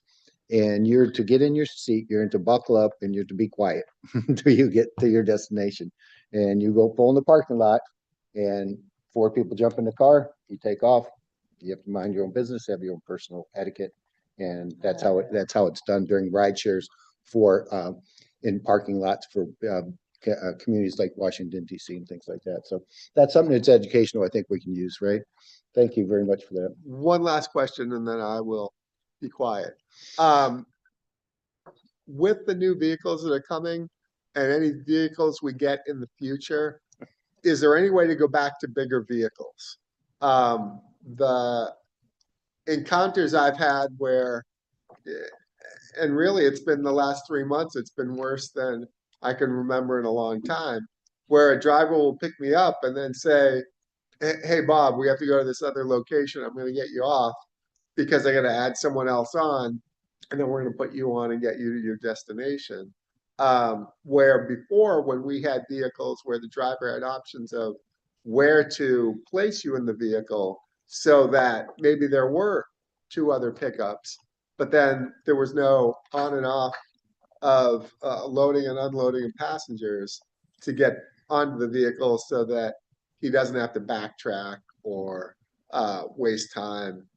Because each, time you have to unload and load someone, it's probably 8 minutes, 10 minutes, At least. And that's with people that know how to drive. Quite often you get individuals with scooters and chairs that cannot drive and don't drive safely. So that takes extra time. So if there's a way to get larger vehicles with more tie down options in the future, I would strongly encourage that. I'm Thank on you. that already.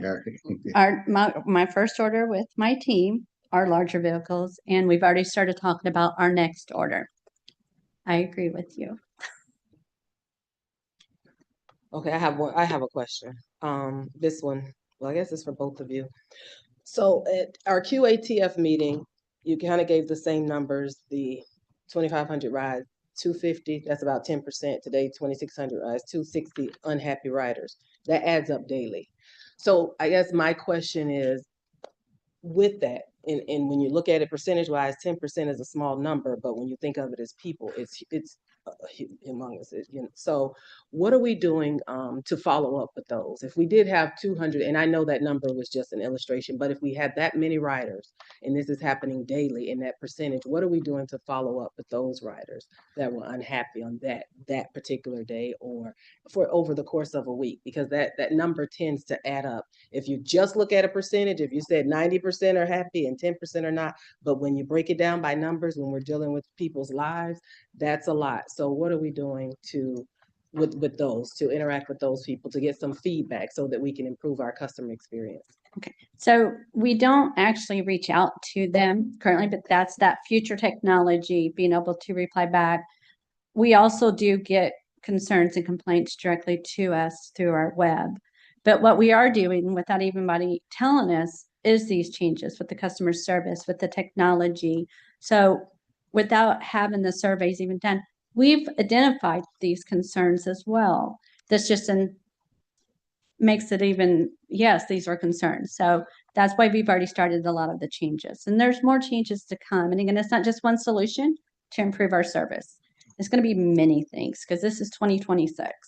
And that will improve those 10%. Okay. And so when you identify, how is the breakdown? Because looking at the evaluation and the summary that we received regarding your customer concerns, as well as any complaints, it seems like it's missing something. It says a complaint comes in, and then I believe it goes to a supervisor, and then they respond. But again, are we closing the loop with the customer? Are we circling back to the customer? That's the kind of information I believe as a board we would love to see, so that we can really, that will help even when we receive some of the feedback, when we do the evaluation, whether it's annually or quarterly, but what's happening there so that we can improve the customer experience. Like how many in a month's period of time, how many, concerns, how many, calls of prayer. I'm pretty sure that you get some that they say they did a really good job, but that would be very helpful if we could see some of that information to share, so we can see how are they categorized as far as the complaints coming in.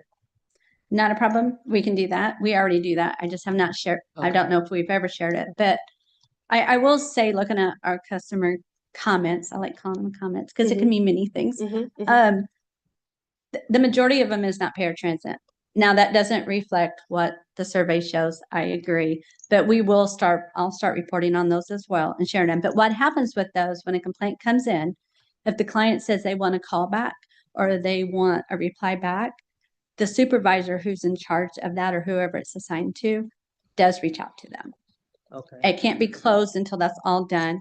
Our customer service manager stays on top of that. Joey can confirm. Joey, why are these still open?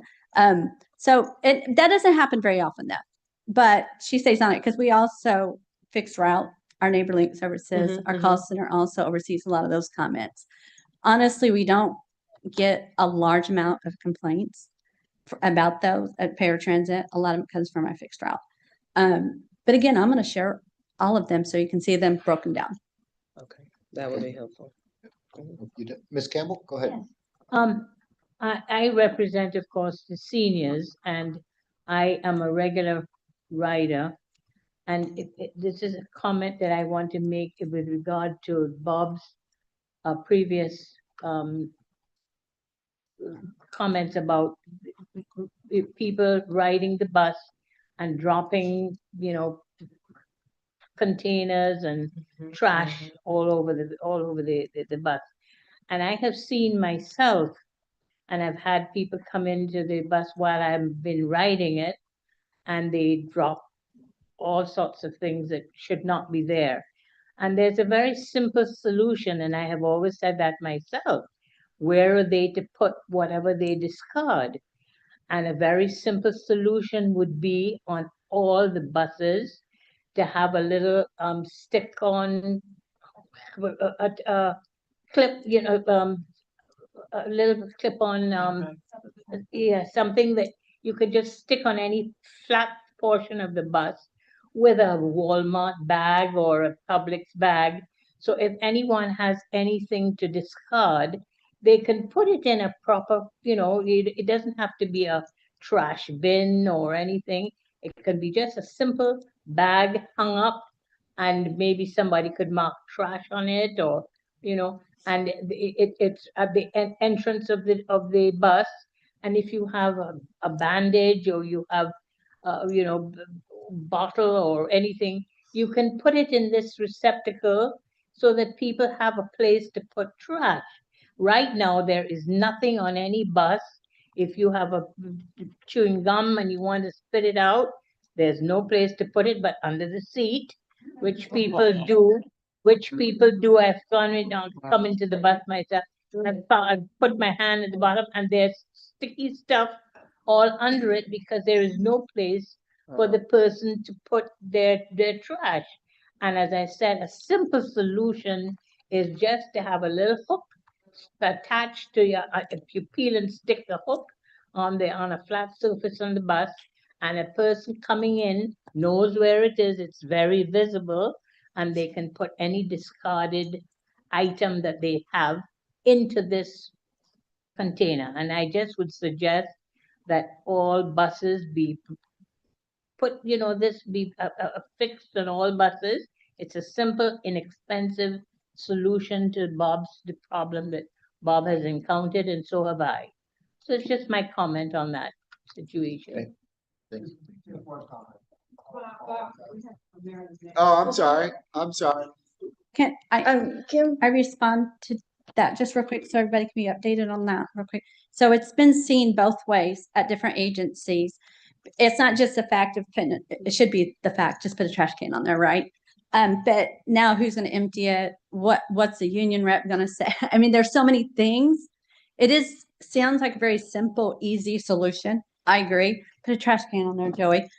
But we have to look at the bigger picture too, to see if that's even possible. Again, I've seen agencies do it and I've seen agencies say, no, we're not doing that.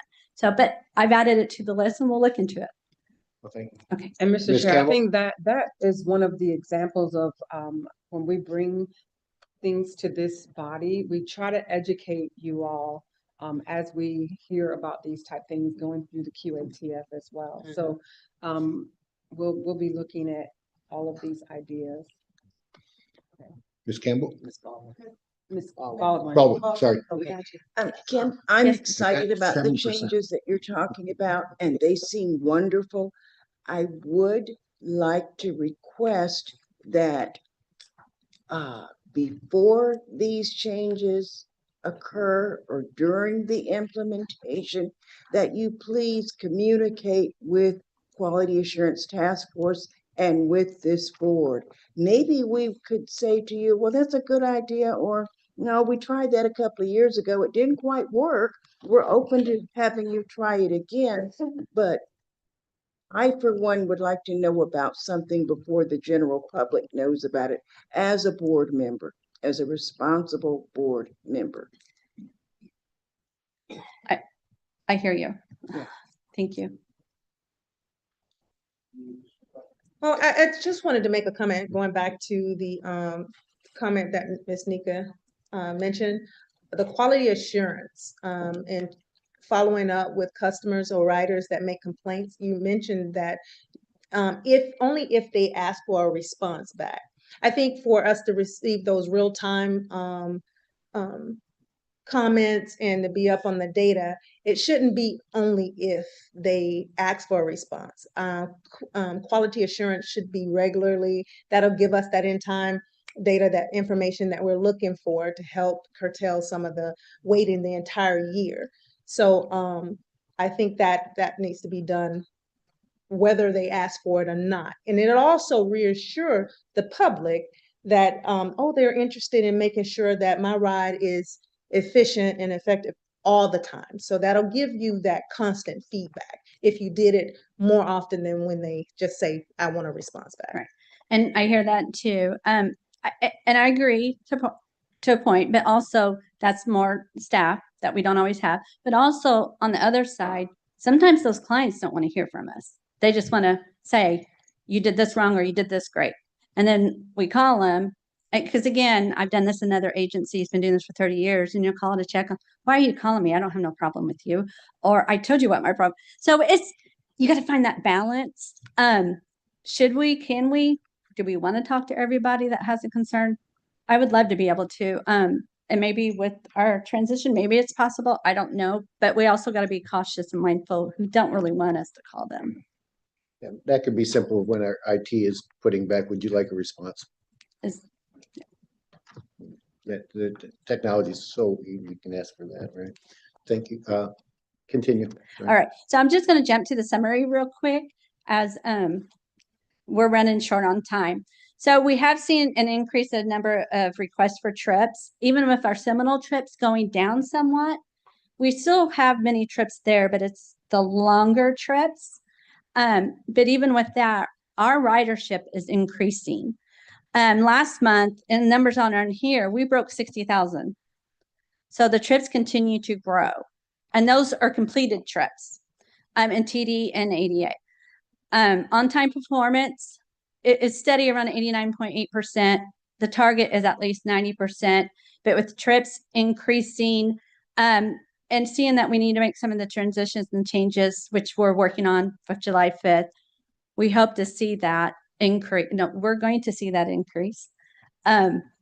We currently have 85 units in. We have 6 more that hopefully will be accepted this week. There are still about 100 units out there to order. We also are already working on next fiscal year's order so that when we're able to do it, we can hit that button so we can order those large vehicles. We are dedicated to the 3 minutes time. We did see an improvement for a very short time. And then when we had to tell 21 people that as of July 5th, you no longer have a job, there was some pushback. And I get it. But also, The 10-minute thing, the one thing that we've found going through all of this, and I've been talking for a couple months and trying to change things, our queue time, it says 10 minutes always. That's all people are hearing is 10 minutes. Because I've caught it as a mystery caller, and I'm waiting. I said, oh, I'll put this on speaker because it's going to be at least 10 minutes. Well, they picked up right away, and I'm like, what? So, and then when I started asking questions, they did some research and found out it's not live, true wait time. And that's one thing that we're hoping we'll be able to change with inside this transition to be true time. So I'm not surprised to see 10-minute thing, because that's when you're on hold, that's all you're hearing is 10 minutes constantly. It does not change to, oh, you got a 40-minute wait. Now you got a 3-minute wait. 10 minutes. That's what your hold time is. So we're hoping with this transition, we'll be able to do some live true times for hold.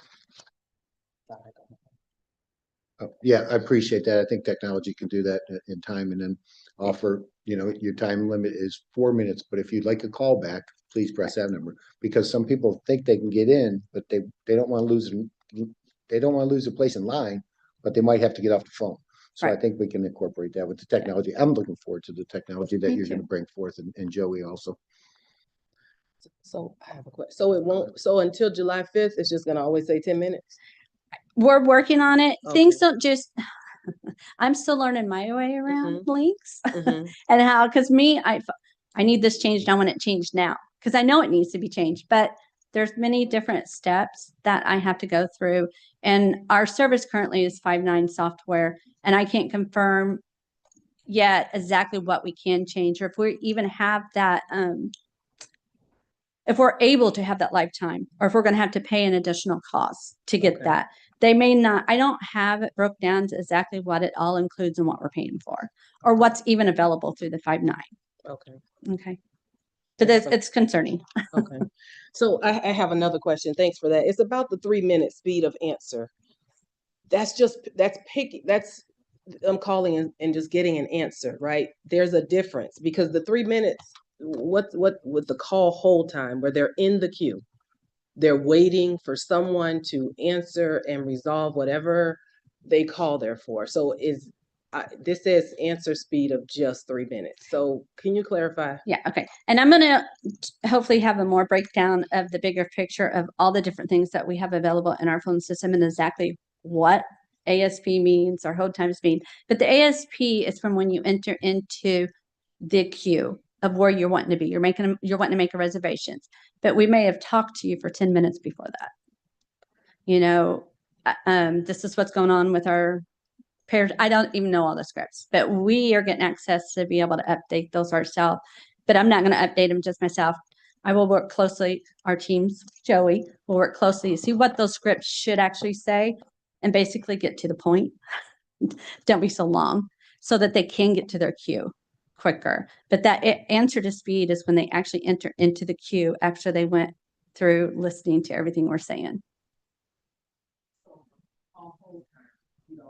All right. We don't have the data right now for the time that went, because I just feel like what they're referencing from that evaluation is when they're sitting on the phone waiting. So they're past the queue, they're past that period of time, and they're just sitting there waiting. And I've experienced that too, just calling in for some of our customers, and just being on the phone, running around doing things because just to help them out. So how are we measuring that part? That is, my longest time has been 45 minutes that I've had to wait. So how are we measuring that? And you're saying from the first moment that something happens, right? Well, they know that they're put 45 on hold to be able to speak to a representative. That's a very lengthy period. And I truly believe that's what's being referenced with the feedback that we received from the 337 participants of the survey. Okay. So the answer to speed, the way it's been explained by 5.9, is the moment that you enter into the queue. So the reports that we pull from them, from our software, that's what we're reporting on. I don't think that's capturing. And it's not capturing from when you first called. Right. What we're reporting is only capturing from when you enter into the queue. Right, Mr. Chairman, Yes. I think we're gonna have to bring Yeah. this back. Yes. We do have some, members of this board that really want to continue this conversation, but their rides are here. Yes. And they don't wanna, I know, but they don't wanna be no-shows. It helps if you it helps when you have the big guy here. But I do believe, and remember during my report, I mentioned that we need to get to a definition of what call hold time and answer speed really mean. Because when this board set that as a goal years ago, it was not the time you're in the queue. It was the time that you're on the line. And it has since changed from call hold time to answer and speed of answer, which is different. And we gotta fix it in communication. And if you can allow us to do that and work with the Quality Assurance Task Force and Access Links, I believe that'll get us to where we need to get. We won't be able to fix it today. If we could. But the continue- transition is a good time. Yeah, as you if we observed. could continue on, because our next meeting prior to the transition, we probably would get a lot more answers back and have a few more questions. So I think this is a good, I'm so grateful this is an active board, that we really care, that we're really putting our time and effort, not just staying here. And we appreciate you, Joey, and you, Kim, for coming up here and presenting to us. I know sometimes it isn't easy. I've had these conversations with my 5 children and my 5 grandchildren. So sometimes it's not easy, but it's okay. And we want to thank you guys for the presentation, and we look forward to working with you in the future for some great things that happen with the new call center. Thank you. We have 2 general information items, and listed below are the upcoming meetings of interest. Through the time, if you can read those, that'd be great. Upcoming meetings: Metro Orlando Board, June 10th, 9 a.m. Quality Assurance Task Force, July 28th at 10 a.m. And TDLCB is again August 2026. So it looks like we have some work to do in between that and the July opening center there. Are there any final comments from the members? And thank you again very much. I see none. We have now reached the second opportunity for public comments. Comments heard at this point in the meeting are more general nature. Similar to the first public comment period, comments will be made in person or online, those joining us via Zoom. Members of the public joining us virtually who wish to speak may raise their hand feature on the Zoom screen. If attending by phone, you can hit *9 to raise your hand and request to be recognized.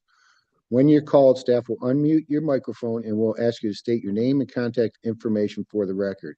Is there anyone online wishing to comment, Rachel? We have no hands raised online, but we do have Miss Kimber St. Pro in the room who would like to make a Thank you. Could you call her up, please? Thank you. Good afternoon, everyone. My name is Kimber Semper. I recently moved to 4240 Caledonia in Apopka, Florida. One of the things, I am an owner. I am a provider of services for Links, or for TransDev through Links, and it's great partnering with them. And I'm hearing what you say. I got started in this business because of the impact that we wanted to be in the community as a social B corporation on older adults. One of the things I want to highlight really quickly is I'm listening to you talk about the impact of everything and what we need to change as a group. I have to say, buses are big. They're huge to have. My contract for staffing those buses is ending May 31st. However, we are a robust company. We can pivot and we can be that additional provider for buses. This service grows continuously. And as a result of that, we are looking at being an impact. And that's what our company does. We impact the problem. That's why I got started as an impact, not just to make money, but we have to have the resources to do that. My contract is ending because of resources. However, we can meet you where you are. We can be that additional. We have the drivers, we have the buses, and they are well trained. Thank you so much for coming, and thank you very much for the information. Is there anybody wishing to speak email or phone? No comments received. Okay. Okay, our next meeting is August 20th, 2026 at 10 a.m. here at Metroplan Orlando. If there's no other business, we are adjourned. Thank you for joining us. August